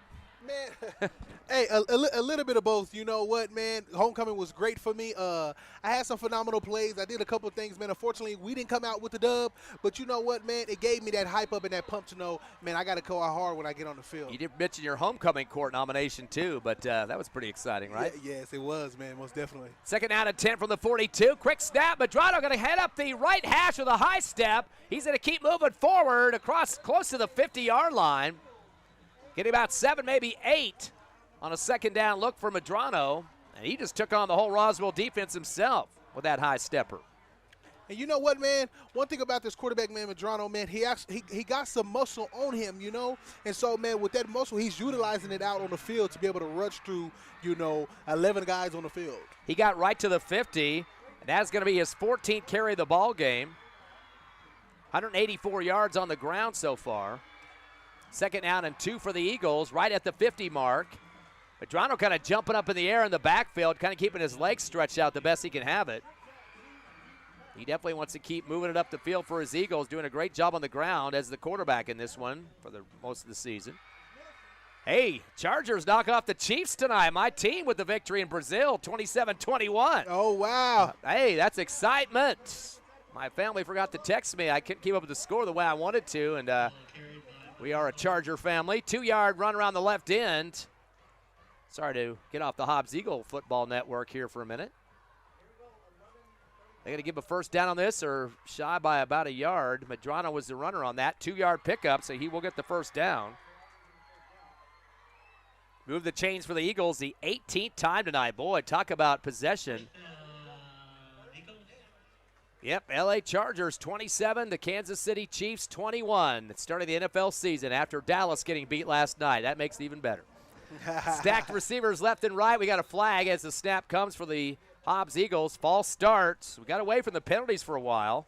Man, yes, man. It was great, man. We still want to clean them up and be able to, master that where we don't have to get any penalties no more. That's going to be 8 for 60 total yards. Roswell just 4 for 20. First down and 15 for the Eagles, back at their own 46 on the left hash. Make it the 47 now. 2 receivers left, one to the right side, looking back to the sidelines for the play call from Coach Stevens. Madrano back in shotgun, has his backup running back along with him there. Back the handoff to Nelson, breaks a tackle across the 50, left side, 40, continues to go down to the 38. And that's going to keep it moving. I cannot believe the pile keeps going to the 32-yard line. Man, you got to give it up for Nelson, man. Nelson, man, he's been on the sideline, man. And you know what I've been seeing, Ty? I've been seeing that every running back, man, that gets on the field from Hobbs, man, has been stepping up and showing Coach that, hey, Coach, you should put me in the game next time. I got this. And a different game, too. It's a different guy each night. Although we saw, of course, Madrano, too. The quarterback's been running well. Nelson's had 4 carries and has 48 yards. That'll be the 19th first down for Hobbs. And they're at the 31 of Roswell. Hobbs taking a lot of time, just kind of looking to the play call. They don't need to rush it too much. Up by 11, 10:30 left in the ball game, and they're up by 11. And a timeout called. Coach Stevens is watching the D a little bit to see what they had to offer and wants to talk to him about it. We'll take a break as well. 10:29 left in the contest. Your Hobbs Eagles leading the homecoming affair at Watson Stadium, 30-19. Come back with us in 60 seconds on the Hobbs Eagle Network.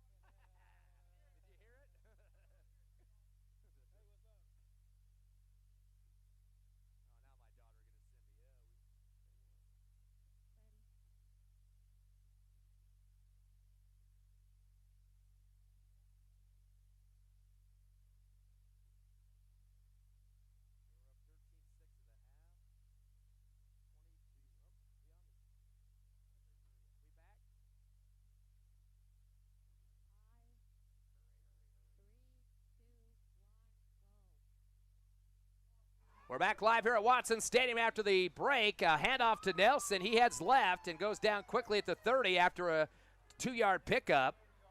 So Jesse Nelson coming in for the injured Hill here in the second half. He's got a total of 5 carries for 50 yards now. Half a football field for Nelson. And, boy, you got to really give him some credit for stepping up in this ball game for the Hobbs Eagles. You got to give him some credit, man. Hurry up offense, 2nd down and 9, shotgun. Madrano wants to pass from the 35, throws a high post, but right to Roswell on the deflection, caught at the 15, INT. 25, far left, 30, 35, 40, and into the 42-yard line, getting shoved in the back out of bounds. Boy, dangerous shot over there in front of the Roswell bench. That was David Fresquez, the cornerback. And we got a lot of bodies over there. They're trying to make sure nobody gets rough on after the play. But another pickoff for Roswell's defense. Hobbs now with 2 INTs and 2 fumbles, 4 turnovers. We mentioned last year, Sav, that 2 big turnovers hurt the Eagles in that overtime loss, a pick 6 and a fumble return for a touchdown for Roswell, getting them a 2-point win. And you know what, man? You don't want to have those penalties. And I believe I see the penalty. There was a late hit on the play. But, again, Ty, you're right, man. You don't want to be able to have that. And it seems like Madrano overthrew him just a little bit. But, hey, right there would have been a great pass. Yeah, I think you're right. Looks like getting ready to mark off personal foul. Yep, I think you're right on the late hit. I saw a lot of commotion over there. And it looks like somebody just picked him up and threw him out of bounds after that pickoff for Fresquez. And that'll be a 15-yarder against the Eagles. And they got 9 total for 75 yards. Now into Hobbs territory at the 44 left hash. Twins left and right. By himself in the backfield, waiting for that shotgun. Lynn's going to step up and go. Quarterback draw, 45-40, far sideline. Pulled down face forward to the out of bounds at the 37. They're going to look like mark him short, maybe by 3. Might have got 7 on that. Looks like maybe 7. So 7-yard pickup for the cornerback, Lynn. He's had 13 carries overall. Back to pass again. He'll throw the quick out to the 28. That'll be a 1st down pickup. That'll be a 9-yard pickup that time. Quick strike there as he's able to connect to Sanchez. 5 catches for 47 for him. And they're moving the chains quickly. They're taking a page out of the Eagles' playbook of hurry-up offense now at the Eagles' 28. You can tell both teams getting a little bit tired here as we move on in this homecoming affair. 2 receivers right, 1 to the left. Shotgun for Lynn. Low snap, 2-step drop. He hands off at the last second, coming on the left side to the 30. Lujan trying to get outside, and he's going to get met by 3 Hobbs Eagle defenders to power him back. That late handoff was not a good move by Lynn to give it off because that got Lujan in traffic quickly. I didn't even know he's going to have the football in his hands. And you know what, man? It not only had the offense confused, but it also had the defense confused to know, like, hey, is this play still going on? Did the whistle blow? So, man, but way to make a play still by the defense. Give the credit on that one. Linebacker Gavin McPherson, a -1 for Lujan. Didn't have much way to go. His quarterback gave it to him way too late. 2nd down and 11 from the 29. Twins left with a stack look on the receivers. Pitch to the right side, misdirection. Around the end, Lujan 30, 25, and dives to the 24. About 5-yard pickup for Lujan. He's had the majority of the carries in the second half behind Lynn, the quarterback. He's had 8 carries. Not a lot of positive yards. He did have a 12-yarder in the second half. And you know what, man, for his size, man, he's been running a little bit, man. He's a little on the end, but, man, from running through all these big dudes and everything like that, man, you got to give it to him. 32 yards on the ground for the game. 3rd down and 6. Roswell needs to get to the 18 of the Eagles. Some problems on the line to get everybody set up properly. They have 2 receivers left and a slot right who's going in motion to the left side. Going to flip it over to left around the end. 25, 20, diving to the 20, and that's where he'll end up. That's Logan Hoover, an extra running back they had in there. He's going to pick up a few more yards. About 3 more pickup for Hoover. His first carry of the ball game. He's marked right at the 20. And a 4th down, a long 1.5, close to 2 actually there for Roswell on the left hash. Again, they need to get to the 18-yard line, currently marked at the 20. So stout defense better be ready. They don't want Roswell to get this down underneath double digits now as Hobbs leads 30-19 with 7:30 remaining. In the 4, trips left, real bunched up. On the stack, one receiver right, shotgun Lynn. He wants to tuck and go around the left end to the 20, diving forward. It's going to be close. The pileup is right, looks like short of the first down marker. Got at least 1.5 yards. Needed to get exactly 2. I don't think he made it. Nope, they're pointing for the Hobbs Eagles. Will get the possession on the turnover on downs.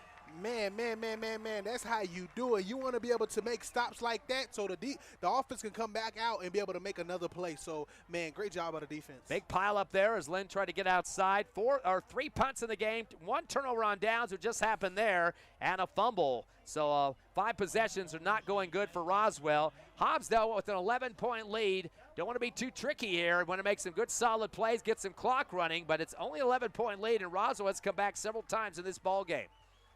Hobbs football at their own 19. Again, 30-19 the score. Eagles trying to get to 2-1 on the season. Same record right now with Roswell 1-1.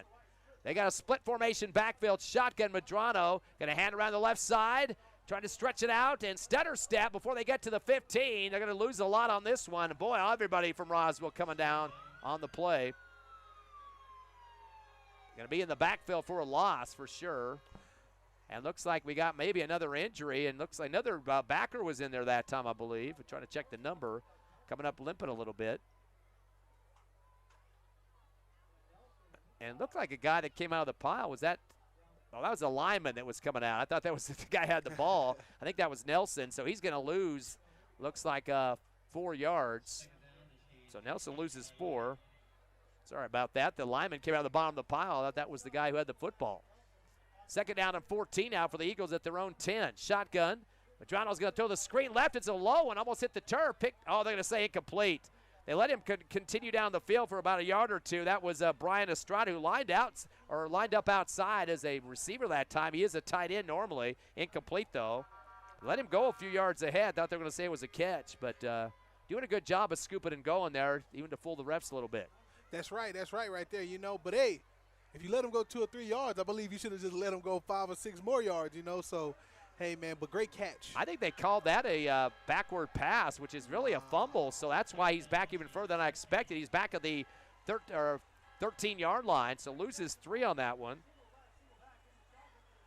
They're going to go around to the right side. He's going to tuck and go. Junior out to the 15 and hit from behind on the knees and knocked out of bounds. He just tucked and went around the end to the right. Going to be, looks like a 5-yard pickup. Brings up a 4th down and 11, so not much going on that drive for the Eagles. 5 yards for Medrano. He's got 191 yards so far in this game on 16 carries, so close to 200. Kind of like what we saw Hill last week at 201. And, of course, first week, great job for Wright, Seamus Wright, who's been out a few weeks due to an ankle injury. 4th down and 11, Eagles in punt formation. This will be their first punt of the ball game. And it will be kicked from the 8-yard line, almost blocked. High one. Takes a bounce at the 50 and takes a roll for Hobbs into Roswell territory. Continues past the 35. And going to be touchdown at the 30. Good coverage for the Eagles. First man on the spot was Adrian Mora. He usually is the first guy to get down there. Good speed and, of course, plays some receiver, too, for the offense. So he's known to get those legs moving. Man, he's been showing his athleticism out here tonight, man, to know that he can play both sides of the ball. And so that's what you love to see by a player. And, man, hey, it's the 4th quarter, so, man, you want to kind of have in your mind on both sides of the team, man, do we want to be able to leave this field with a dub or do we want to leave this field with an L? Now, not a lot of time left, but enough to get 11 points. 5:34 remaining. Hobbs up 30-19. Lynn back in shotgun by himself. Trips left, 2 receivers right. Hobbs has 4 in the front defensive box. Lynn wait for the shot. Low snap. Through step drop. He wants to throw. Rolls out right. Flushed out of the pocket. Throws a comeback route to the 35 at the near sideline. And out of bounds after a short game, maybe 2 or 3 yards. He's just lucky to stay in it at all. Colby Sanchez. He gets 4 yards. As Sanchez, in terms of catches in this game, that will be, I believe that's his first. Yep, first of the game. So 4 yards on that one. Hurry up offense, 2nd down and 6 now from the 34. Twins left, or slot left, 2 receivers left side. Back to pass. Lynn's going to air it out to the far left side over the shoulder. Spiral, but about 5 yards ahead of his intended receiver in front of the Roswell bench, far left. Colby Sanchez going to the well twice on those last 2 plays to the same receiver, incomplete. And you know what, man? Balls like that, man, should make the safety, look up to the sky to be like, hey, man, there's food falling from the sky. You want to be able to catch that because, man, balls like that, man, is an advantage for you to be able to get an interception. 17 for 30 in the passing game, and it looks like they're moving the ball back against Roswell. I believe that's a legal man downfield is what I think I saw the quick touch of the cap there by the official. That should be lots of down if that's what the call was. They're trying to get the ball set properly here. Whitecap is pointing over to the Roswell sideline, far left to see where the original line was on that one. That's a 5-yard loss, so 5-yard penalty for Roswell. 5th of the game for 25 yards, so not really big damage on penalties so far, at least for Roswell. They'll go trips left, 2 receivers right. 2nd down and 15 from their own 24. Shotgun low to Lynn by himself in the backfield, stays in the pocket. Tries to throw a slant route. It gets tipped up in the air by Hobbs, but caught by another receiver on the deflection at the 44. That's going to go for 17. The guy that came up with it, Colby Sanchez. Boy, good concentration. His teammate tipped it in the air. Yes, man, you got to be able to come in clutch like that, man. You got to give it up for the offensive player, man. Way to be able to come back to the ball and be able to make that play. That'll be a 1st down. It'll be 17, though, for Roswell in the 1st down category. Receiver left, 2 right. Lynn has a blocker back with him now on the shotgun. 2-step drop, slant pass to the left side, caught by Lujan, 40. Little shirk and shimmy to the far side and gets out of bounds just ahead of the original line of scrimmage there. Might have got to the 45. If so, that's a 2-yard pickup off the screen. Does get out of bounds and stop the clock, what they definitely need to do. Time's not in their favor right now. 4:53 remaining. Hobbs up 30-19. 2nd down and 8 now from the 45 of the Coyotes on the left hash on their side of the field. And you know what? This is a time to take it up a notch. You don't want to let up. You don't want to let loose or anything, but you want to pull strong. Shotgun back. Lujan to screen to the right side in front of the Hobbs bench. Overthrows his receiver. Almost was a backward pass. That would have been a fumble, but it sails out of bounds. Incomplete. That was intended for Nathaniel Lujan. I misspoke earlier. I said Sanchez had that catch a few plays back. He had more catches than that. That wasn't his first of the game. I just wrote on the wrong side of the score sheet. He's got 7 catches for 71 yards. Definitely their best receiver at this point. Going to be 3rd down and 8 now from the 45. Lynn by himself in the backfield. Trips left, 2 receivers right. Low snap again, 3 steps drop, steps up, keeper against the 45, 50, runs to the 45, gets banged down to 43 after getting the 1st down. 11-yard pickup for the quarterback. Kind of slid at the end there, got crunched up a little bit. Yes, man, and trucks like that, man, can be a little bit dangerous, man, for the offensive player, also for the defensive player. So kind of just want to be careful out there as well. Into Hobbs territory at the 43-yard line, left hash, 1st and 10, shotgun to Lynn. Delay handoff up the middle. Lujan cuts left, 40, 35, 30, 1 to beat, 25, 20, 15. Gets around another defender down to the 10-yard line and then slid down right inside the 10. That'll be a 31-yarder for Lujan on the run. Man, as a defensive coach, man, I know you can be a little angry at this, especially with the time being at this 4th quarter, knowing that, man, anything can happen, anything that's possible. You want to be able to get your defense in grip to be able to have them focus and have great communication out there. That's his longest run of the game at 31 yards at a 12-yarder earlier. Only had 12 yards in the 1st half. No more 1st down opportunities for Roswell. 1st and goal from the 9 with 4:05 remaining. Down by 11 to the Eagles. Shotgun Lujan. 2-step drop. He'll send it in the left corner of the end zone over the shoulder. Jumping in the air, but overthrown, and it will go out to the racetrack there as that was intended to Colby Sanchez, incomplete. And we've seen Hobbs throw a little bit of those floaters to the corners of the end zone too. Of course, the Eagles got some good athletes that can get off the turf. You know what, man? Hey, and he was almost close by Beatty not too long ago, So, hey, man, anything can happen out here. But, again, with the defensive side, you don't even want to make plays open like that to be able to, make a touchdown. No harm done for the Coyotes. Does stop the clock, too. Kind of trying to see if the Eagles are going to bite on that, moving up too close to the coverage. 30-19. 2nd and goal from the 9. Fakes the handoff, rolling right. He wants to throw, rolls to the right side. Lynn tucks it 10 and runs out of bounds at the 6-yard line. Be about a 4-yard pickup for Lynn. Didn't see anybody opening up as he came to the Hobbs Eagles sideline on the right. And that's kind of hard to do. Once you come to the right, you get all the receivers covered in the right side of the end zone, and trying to turn back on your shoulder and throw back to the middle of the end zone, kind of risky maneuver there. It is. So you want to the linebackers kind of want to be able to have that zone and be able to kind of scope out the offense and be able to stay back, so if plays like that go down, it can be an easy interception for them. Only going to give him 3 on the play that time for Lynn. Be a 3rd down and goal from the 7. He's by himself again in the backfield. Twins left and right. Passing play. Steps up, stays pocket, rolls right again. 10, 5, heads to the end zone, puts his head down, bangs into one more defender, and runs it in for the touchdown.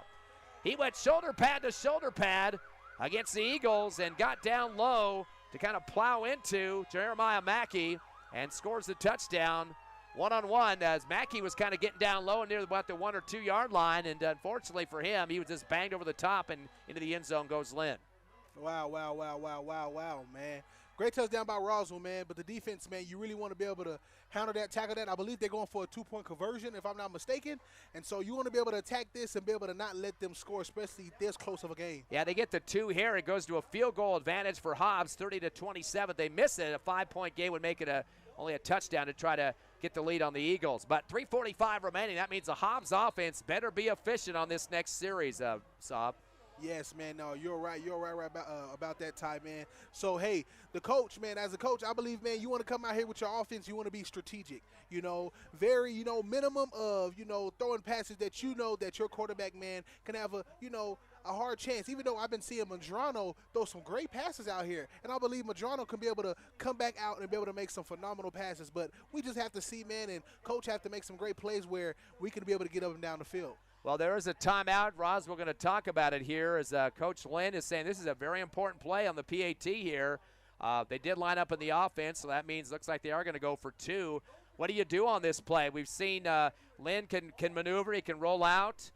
He does have a good back in Lujan as well. I don't think Sanchez is a pretty good receiver. They've had Gonzalez earlier in the game. Estrada's caught some, but any particular play that you think might work for Roswell this close, and you got to make sure get people open. If you're going to pass, you're very close to the end zone. It's kind of hard to get people open with all that defense kind of bunched up in there. That's right, man. And I believe, man, the defense have to watch out for quarterback sneaks because the quarterback, man, he do not mind running and getting down to that end zone. So if the defense can watch out with that but also scope out the running back and the receivers, I believe they can be good and stop this play. Boy, they're packing in the line. Even the receivers on the left side are right next to the end there. Shotgun for Lynn has one man in the back.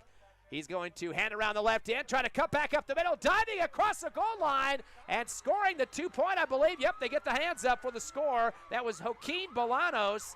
He did have some rushing yards in previous games. Haven't seen him tonight, though, I don't think. That's his first run, I believe, of the game. And he scores a 2-point conversion, a critical play there for Roswell. Man.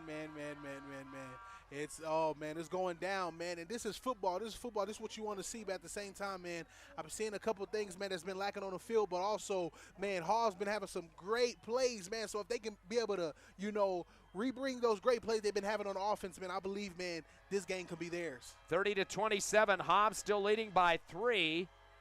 Of course, we're down to 3:45 left in the 4th. 30-27. 57 points on the scoreboard. Not as big as what we saw last week with 92 up with Hobbs and Artesia shooting it out down at the Bulldog Bowl. But definitely a game the Eagles want to come out with a homecoming win here to get their record at 2-1. Roswell sitting at 1-1 as well at this point after knocking off Los Lunas in game 1, losing last week on the road to Alamogordo. Hobbs with win over Lovington and a loss to Artesia last week. In fact, all 3 of the teams the Eagles have played in the first 3 weeks are ranked 1, 2, and 3 in the 5A poll. In fact, Artesia 1, Roswell 2, and Lovington 3. So that's a pretty tough start of the schedule, even though they're lower division teams. They're all way up there in the 5A, one beneath the Eagles. And you know what, man? And they've been playing pretty good, man, and playing some great teams. But onside kick coming to the 50. Eagles come up close. They came in with 9 yards. After the ball rolled 9 yards and the Eagles cover, boy, that was very risky. You want to let it roll 10 because if you knock it off your hands, it's a live ball. The man that covers it for the Eagles and gets his grip on it was Caleb Blackman, and dodging a bullet for Hobbs because if you decide to go above that 10 yards, usually the onside kicks for the kicking team, it has to go 10 before they can recover naturally. But if somebody wants to step up on the receiving team and touch it first, That's a loose ball. That's right, man. But great coverage because, hey, man, anything could happen right there at that moment. Ball's at the 49 of the Coyotes. Eagle football on the right hash. They lead by 3 with 3:44 remaining. Got to be efficient on the offense here to keep the plays going. Receiver right and left, delay, hand off around the right end, break and tackle, 45 and wrapped up at the 42. That's Nelson, and he got about 7 or 8 on that one. Nelson doing prominent handoffs here in the second half. They're going to give him 7. Coming in for the injured Hill. Again, all the 7 carries that Nelson has had has been in the second half. So 7 pickup on him. He had a 21-yarder earlier and 18 also in the second half. Clock to 3:15 and ticking. Stayed in bounds, running that clock. Hobbs up by 3. And you know what, man? If Coach can utilize Nelson in the right way when he runs that ball, man, I believe Nelson can make a big, huge play. Second out and 4 from the 43. Shotgun high. Madron almost had to jump up on a ladder. Goes around the right end. 40, 35, 30, 25, 20. Far sideline and brought down at the 15. Big run for Madrano. After a little low of a snap there, that's going to be 29 for Madrano to move the chains for the Eagles. That's his best run of the night. Man, you got to be able to clap it up for Madrano right there, man. Like I said, when he sees that, hey, a play needs to be made, he's going to step up and make that play. So that's what you love to see out here on the field. He's pushing the 200 mark, might be over it now. First down and 10 for the Eagles. They're at the Roswell 18. Love to add some insurance points here. Right now it's just a 3-point lead for Hobbs as they get ready to set up with the next play call. High snap to Madrano, rolls left, he wants to run. 20, 15, cuts up middle, 10, 5, touchdown Madrano to put the big 6 in the books, and the Eagles extend their lead, make it at 9, hopefully 10 after the PAT. Big time run for Madrano. That's going to be, looks like a 17.5 or so touchdown run. Hey, man, and you know why you have to clap it up for him? Because I know he was just tired off of that run he just ran. So for him to be able to, get another quarterback sneak and be able to make a touchdown off that play, hey, man, heck of a play by Madrano. Eagles going to kick the PAT. Beatty, as he waits for the hold for Ortiz. Here comes the snap. It bounces on the turf. They're going to have to fire out of it. Going to roll right, Ortiz. He slips down at the 15. He had 2 guys on top of him, and he knew writing was on the wall. Joaquin Bolanos right there ready to knock him to the turf, and he just kind of slid on the football and said, hey, there's no sense in me getting walloped on that one. But the Eagles still with a 9-point lead. That's a 2-possession ball game, the most important part there. 2:47 left here in the 4th. Roswell trailing your Hobbs Eagles 36-27. Homecoming 2025 continues in 30 seconds.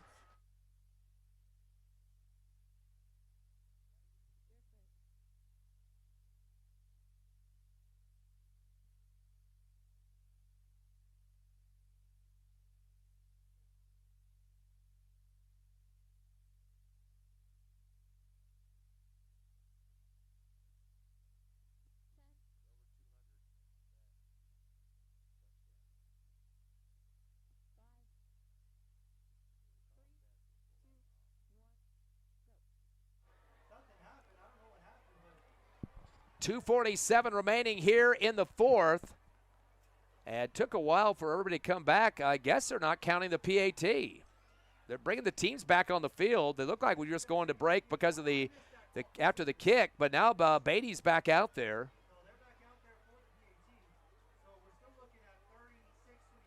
I wonder what happened out there. Both teams were released to the sideline, and not sure what the situation was. Here we go. 2:47 remaining. 36-27.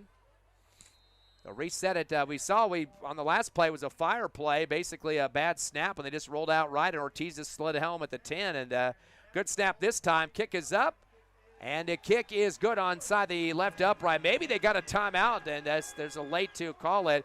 I guarantee you Coach Linden probably had some words for the official on that one. He doesn't like that type of stuff, but Hobbs will take the 10-point lead. We're going to keep it right here. 2:47 left in the 4th, and I get more breathing room out here now, Sav? Yes, man. I'm actually feeling much better now, man. But before we dive back in, man, and everything like that, I do want to be able to say that, man, it's other games going on right now, and Lovington versus Carlsbad, man, the score is 28 Lovington, and 31 Carlsbad in the fourth quarter. And also, remember, it is homecoming in Eunice, and it's Eunice 50 and Nemi 14 in the fourth quarter. Boy, they really poured it on there in the second half in Cardinal land, and that's a close game with Carlsbad, of course, the team that plays in the Hobbs Eagle District. Hobbs pretty much took control of Lovington here at Watson Stadium, so Carlsbad having some issues tonight. Lovington having some issues with Carlsbad, so that'll be an interesting finish there. Of course, last night, Jal defeating the Hobbs JV at home. And Tatum with that Mercy Row win, was it 50-0 earlier? 50-0, wow. Getting ready for the kickoff. And it's going to be Beatty.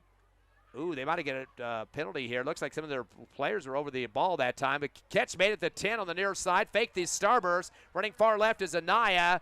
He tries to come back to the right hash and does. Slides in. Home plate and down at the 24. They better not call that a late hit on him on that play because he slid way into the last second there. And Hobbs Eagle guy just right on top of him. But I hope they don't call this a late hit.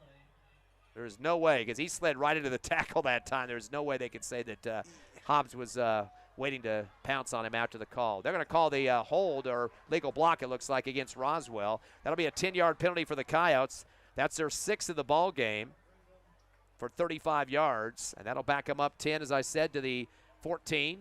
They got to be quick on this. Sava, 2:40 remaining, of course. Probably a lot of out routes and get out of bounds. They're down by 10. And you know what, man? It's 2 minutes left, and you want to be able to have this game intact and have it on hold, especially as a defense, and be able to have nothing go past you. Trips left, twins right for the Coyotes. Eagles only have 4 in the box here. As a shotgun comes to Lynn, back to the 6. He wants to throw, jumps in the air, fires it down the middle of the seam route. Hobbs trying to get an interception on that far right sideline, and ball comes low. And trying to get his hands underneath it for the Eagles. Just barely losing it off his fingertips. The safety, Javen Hernandez. He'd like to have that one back. Of course, Javen also plays some hoops for the Hobbs Eagle basketball team as well. Is that kind of hard being a two-sport guy? Of course, Sav, you played both basketball and football as you were for the Hobbs Eagles. Man, you know what, Ty? I could say, man, I wouldn't say it was hard, but I could say the conditioning was pretty hard, because, I mean, coming from football, man, you're not doing too much conditioning, like basketball. So going on that other side, man, hey, you would know that you haven't ran a lot. Trips left, twins right. 2nd down and 10 from the 14 of the Coyotes, who trail by 10. 2:33 remaining. Shotgun to Lynn again by himself. 2-step drop. State's pocket now flushed out left. He gets met in about the 5. Is getting thrown down. They're going to say he went down at the 1 or 1.5 yard line. They had a bunch of guys in there. Our initial wrap up by Amron Wheeler, the defensive end, but he held on long enough to get some teammates in there. And I'm seeing the big boy, Mike Meredith, one of the guys coming out of the pile. And the quarterbacks, luckily, they called him dead, actually, about the 3 yard line. Wow, man. Great teamwork right there. That's what you love to see on the field. I seen that one player made a tackle, then another player came on the other side, and another player came on the other side, and one popped him. So, man, that was great teamwork by the defensive line. So Lynn's going to lose 8 on the play. That's his worst loss of the game. And now it's going to be a 3rd down situation and 21 back of the 2.5, 3 yard line. Lynn will take the shotgun, trips left, receiver right. And I thought I heard a whistle down there. As there's some adjustments being made, and Roswell's looking back at the Whitecap behind them, and I think somebody might have blown a whistle. It sounded like the official did.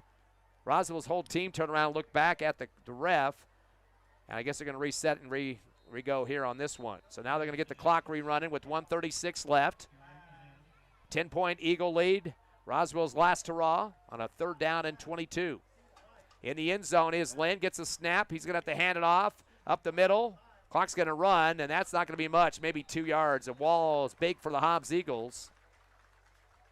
Nothing much going on there. Just want to try to clear the end zone to get away from a potential safety, and that was Nathan Lujan, who gets 2 yards. And you know what, man? You got to clap it up for the defense, man. The defense really improved out here, as I've seen, man. The defensive line, man, have became a unit, man, and been working as a team, man. And then I've been seeing the linebackers having great communications, and the safeties in the corners, man, is working on their man. So that's great out there. Well, that's a liberal spot, too. They give Lujan 3 yards on that one. They'll mark it at the 6. Roswell taking time in the huddle, though, letting the clock run with 45 seconds left. The white flag is being flown by the Coyotes. Kind of wondered about that. Timeout now called by Roswell. Maybe there's some problems out there right now of having some miscommunications, and They might have just, I think I'm bringing a new quarterback. No, Lynn was actually the quarterback. He was on the sideline. The whole team was in the huddle. He just stood over there, and then there was a timeout. The clock was running the whole time, so I'm not sure what the idea was there. I mean, yeah, you're down by 10, but do you just, give up at this point, or what the heck the situation was there? Again, next week we'll be in El Paso, Parkland High School there, right when you come in off of Montana Avenue, off that Purple Heart Highway. Very quick stoppage point there in El Paso. Don't have to go deep into the city, and easy exit when you're done. So if you go to the game, that's great. If not, we'll get it for you there. Live coverage 6:45. They're on our same time zone there, so we'll keep it the same time. 7 o'clock kickoff on Cool 95.7, Cool 95.7 app, both the radio broadcasts there, and then on the internet, HobbsAmerica.com, YouTube, and, of course, the Cool 95.7 Facebook page. Thanks for listening to us tonight. Of course, is homecoming. If you didn't miss it earlier, the Queen is Giselle Orozco, the King, Kevin Gomez. Congrats to them and the rest of the court. 4th down and 21. The kick is going to be a spiral, but it's a short one. Picked up at the 27, up the near sideline, 20, 15, or actually out of bounds at the 17. On a quick return that time by Adrian Mora. I think that might have been why the timeout was called. It was a 4th down situation for Roswell, and they weren't sure really how they're going to deal with the situation there with a lot of yards to make up. So that will be Hobbs football. Of course, they're not going to try to score here. I hope not. I mean, with the game running out, don't want a chance to get anybody hurt. They have it at the Roswell, look at 16-yard line on the left hash with only 32 seconds remaining, a 10-point lead. I would think this would be a kneel down, right, Saab? I hope so, man. Unless, Coach Stevens, man, might got a statement to prove to know that he can score. But other than that, like you said, Ty, I think the smart move would be nil. Of course, last year, Eagles losing in overtime to the defending Class Roswell 5A champs. Looks like they got the big scrum pile here ready for the snap, and this is a kneel down to finish this one. Yeah, they leave pretty much the same roster in there right now. They're taking a long time for the snap, too. And they finally get it back. And that's going to be pretty much it. 4-yard drop back and knee down for Medrano. So he's going to have to swallow that negative on that one. Crowd knows that this is a game over. And in fact, I hate to say it, Saul, that was his first minus of the game on the kneel down to the 20, -4. But, hey, over 200 yards in rushing. We'll get you the official numbers here. Clock down to 5. That will run it out. Hobbs Eagles, not the most exciting second half in terms of offensive production, but they still win this one by 10 to go to 2-1, 37-27 the final, as the Hobbs Eagles knock off the defending Class 5A champs Roswell here at Watson Stadium. We'll take a 3-minute break, come back with the Hobbs Eagle postgame show live on Cool 95.7, also on the internet, HobbsAmerica.com, YouTube, and the Cool 95.7 Facebook page.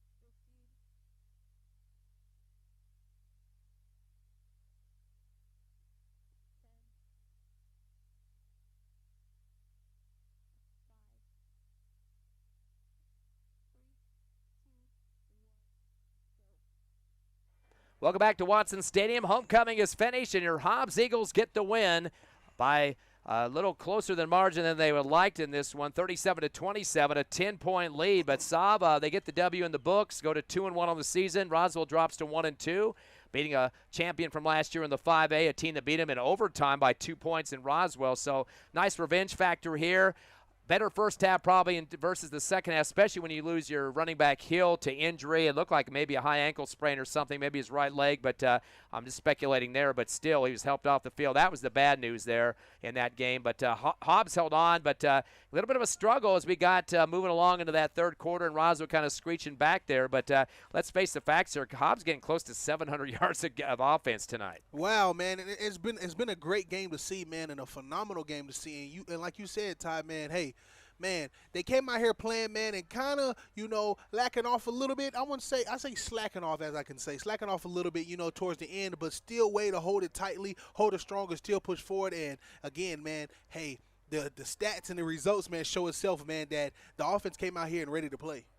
Let's look at some numbers unofficially here. First for Roswell, they did get a guy in triple digits in the running game. That was quarterback Lynn, 125 yards in the game. He had 3 rushing touchdowns of 1, 6, and 7. So all 3 of those touchdowns in the second half. Definitely was the stalwart there. He did a good job of getting around and scrambling and trying to get somebody open. The passes weren't going everywhere, but yeah, he tried to gun it out the best he can on the ground. But again, 125. Also with him, Lujan, the running back, 14 carries for 66 yards. So those two had the predominant amount of yards. Duran sparingly with 14. A total of 212 rushing yards. That was their predominant offense, at least when you compare it to the passing. And you know what? On my end, man, I've seen some great progression with the Roswell team. Roswell came out here in the second half and actually put it on and played greatly from the first half. Man, the first half they stayed at 7. They kind of really didn't know what was going on with themselves and stuff like that, because they got some amazing skill players out there that I have seen. So coming out in the second half, man, they did their job. Unfortunately, they weren't able to get the dub, but man, they came out there and played, and I seen some great things by them. In terms of their passing department, lots of receivers getting some catches in this one. Sanchez, 7 catches for 68 yards. Gonzalez had 3 for 56. Estrada, 3 for 27. Those are the guys with multiple catches, and we won't go through the whole list here. They were 16 for 27 in the ball game in terms of the passing game for Lynn. 176 yards in the air in this contest. That gives them about 388, just shy of the 400 mark in terms of total offense. So they did get some effective numbers, especially in that second half, as you mentioned. And one thing is consistency in moving the football, especially in the second half. They had a total of 19 first downs,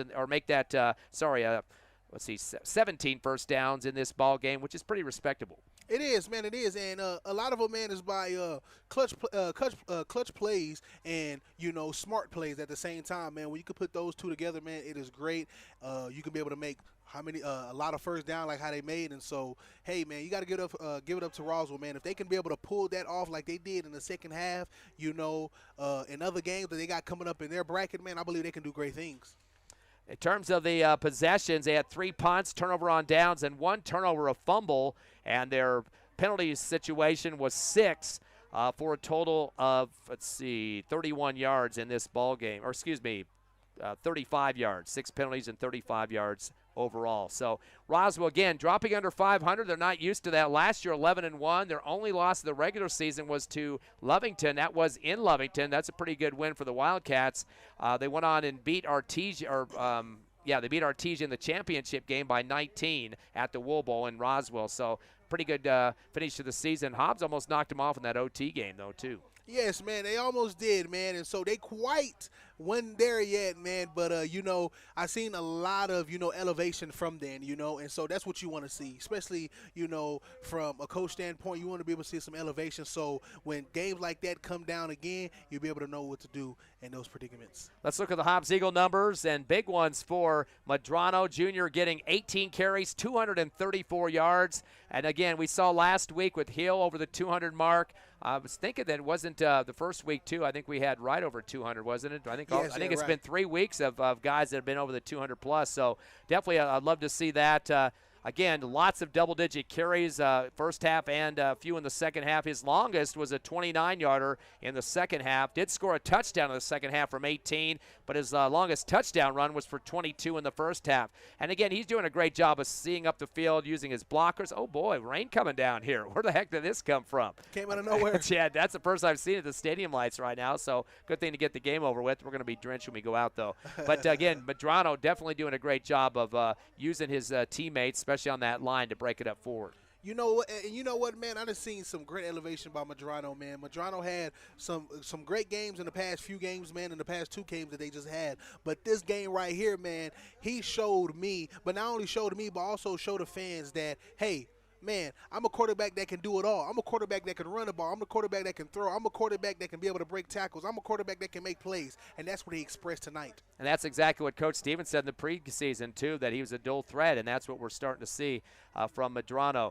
Other rushers tonight, kind of a second place battle going on, although unfortunately DeMarcus Hill, the guy that got injured in the second half, he ended up with 10 carries for 54 yards, had 60 at the half, so doing some good numbers early on, but fortunately went out with looks like a right leg injury. Hopefully we'll get some good news on that this week. Right behind him was Nelson, who came up as his backup. All rushes in the second half, 7 carries for 53 yards, including a long of 21, even another 18-yarder. Nice to see him stepping up in a tough role, as 2 of their starting running backs have been down the last 2 weeks. Yeah, man, so it's like, man, it was his chance out there to shine and everything like that. So I love to see that with Nelson. I love to see players that's on the sideline, you know, be able to step up and prove the coach, or not only just prove the coach, but show coach, hey, coach, I am ready. So whenever you need me to get in the game to be able to make plays, you know that I'm here. 35 rushes, actually 36 rushes if you want to count the 2-point conversion that Ortiz got a handoff on reverse right to left. That doesn't count in the rushing stats for the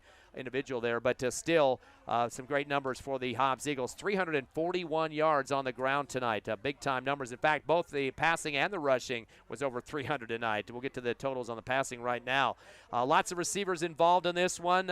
3 getting multiple catches, including Mora, who early on in the first quarter had 2 for 70, including a 61-yard touchdown grab, and he's a safety usually. Played some receiver tonight and did some damage early for the Hobbs Eagles. But the leader was Ortiz, 6 catches, 144 yards. He had a 31-yarder and a 49-yarder in the first half. Just had 1 catch in the second half, but still getting close to 150 in the air tonight on the receptions. Man, you know what, man? You got to be able to give your flowers to Ortiz and also Mora. Man, them 2 men in the beginning of this game, they gave that hype, they gave that fire for the team to get the offense to be able to go out there and make some plays. And so, man, I give it up for Ortiz, man. Ortiz made some phenomenal catches out there. Catches that, man, a lot of people could have dropped, you know. And then, again, Mora making that first touchdown play for the team to get hyped up to keep moving forward. So I love it from Ortiz and Mora. One other guy in triple digits tonight, French. Justice had 6 catches, 101 yards, had a 48-yard reception in the first half for a TD, 16, 17, 13 with other catches, double digits too. Definitely has a good lanky size to get up there and bring down some stuff over the top of defenders. So great game for him as well. A couple other guys coming down with snags tonight. Brian Estrada, the tight end, 1 for 3. And also Beatty, very quiet night at the receiving corps, but a lot of his teammates getting some action. 1 catch for 3 yards. Hobbs 17 of 30 off the arm of Medrano, unofficially for 318 in the passing game. Added to that 341 rush, 659 yards of offense tonight, and big-time numbers in terms of the first downs too. Saw 20, as they were very good at moving the football down the field. Yes, man, they were, and that's what you got. That's what you got to do, you know. But you also got to thank the coach on that. You know what I'm saying? Because the coach see what plays to go to do, what plays to, you know, that's going to work here, that's going to work there. So, man, W for the coach, man, to be able to make those type of plays where the ball can keep moving up the field. Penalty situation wasn't great, but a little bit better than what we saw the last couple of weeks of 100-plus handkerchiefs on the field, or 100-plus yards due to handkerchiefs, I should say. Eagles finish up with 9 penalties for a total of 75 yards in the contest, so under 100 in this one. Turnovers could have cost him some here in this game. In fact, it could have at some critical points. 2 fumbles and 2 INTs. Got to clean that up for their next game against El Paso Parkland. Only punted once in the contest, though. But overall, 659 to 388 in the total offense. Again, great time to show it at your home field, homecoming, in front of a crowd that beats the rain as it comes down hard right now. Yes, man. It is coming down pretty hard right now, man. So, great thing, man, they didn't get to play in this rain, man, because I know it was a couple slips out there on the field. But, again, like you said, Ty, man, those mistakes right there, man, of those INTs and some fumbles, man, them are easy fix. When you can get those fixes, built and, structured and mastered, I mean, coming up to the next game, man, I believe they'll be all right. Hobbs next week will be on the road to El Paso. They will have the 7 o'clock kickoff, just like Mountain Time here, 6:45 pregame show. They will take on Parkland. Parkland had their first game last week, and that was a loss to Ysleta, 28-14. Tonight they were supposed to play against Riverside. Don't have a score on that one yet. They actually start behind New Mexico School, so they have a 0 week, kind of a preseason week first, and now their second game this week. So don't have, again, no report on that Riverside game, but they are 0-1 up until tonight. So that will be one. We haven't played at Parkland, I can remember, since I've been broadcasting. At least I know basketball we used to, but football I don't remember playing them, especially on their turf over there in El Paso. So it should be an exciting game. Do you have any rundowns on some Lee County scores? I know Eunice had a big homecoming affair, and then was a battle, Lovington and Carlsbad going to the wire. Yes, man, and let's speak about those games. Let's speak about that battle, too, as well with Lovington and Carlsbad, man. So it is the final games of all these Lee County games that's been going on, and Lovington and Carlsbad final game, Lovington 28 and Carlsbad 31. And remember, Eunice did have a homecoming, so Eunice was able to have an exciting homecoming today because, hey, the final game and the final score was Eunice 50 and Nemi 14. And then on the other hand, we had Tatum and Clayton going against each other tonight. But unfortunately, it was a mercy rule, and that scoreboard was Tatum 50 and Clayton 0. So some good wins for a couple Lee County teams in a close battle. Lovington and Carlsbad of last night. Jal defeated the Hobbs JV at home in Jal. And that pretty much wraps it up for the Lee County games. Again, the Hobbs Eagles picking up the 10-point win here as they knock off Roswell 37-27. Also, congratulations again one more time announcing the homecoming king and queen. If you're just joining us now, the queen, Giselle Orozco, and Kevin Gomez, the king. Congrats to both of them and the whole court for homecoming 2025. Thanks for tuning in tonight. And to Evie back at the station, we appreciate you staying behind us and keeping us on just up until this big rainstorm here. Also like to thank our sponsors of Hobbs Eagle playoff football, Lee County State, regular season football, Lee County State Bank, Eastern New Mexico University, Lasco Construction, NMR Pipeline, Outlaw Sports Grill, Eunice Pump and Supply, Hobbs Express, JBW Solutions, SunGuard Precision, Bel Air Bowl, Devon Energy, Badger, Master Plumbers, Forest Tire, TDS, and Divine Energy Services. Sav, a last word from you tonight. Man, everybody that's listening right now, man, everybody watching this live stream, man, hope you have a blessed one, man. Hope you watch some great football tonight on this great homecoming, man. I thank you, Ty. I thank you, Tiff, man, for being here. And let's keep moving forward throughout the season, and let's watch some more great football. We'll see you next Friday night, 6:45 with the pregame show. Kickoff at 7 on Cool 95.7, HobbsAmerica.com, YouTube, and the Cool 95.7 Facebook page. Have a great homecoming weekend out there, and see you next week. My bad.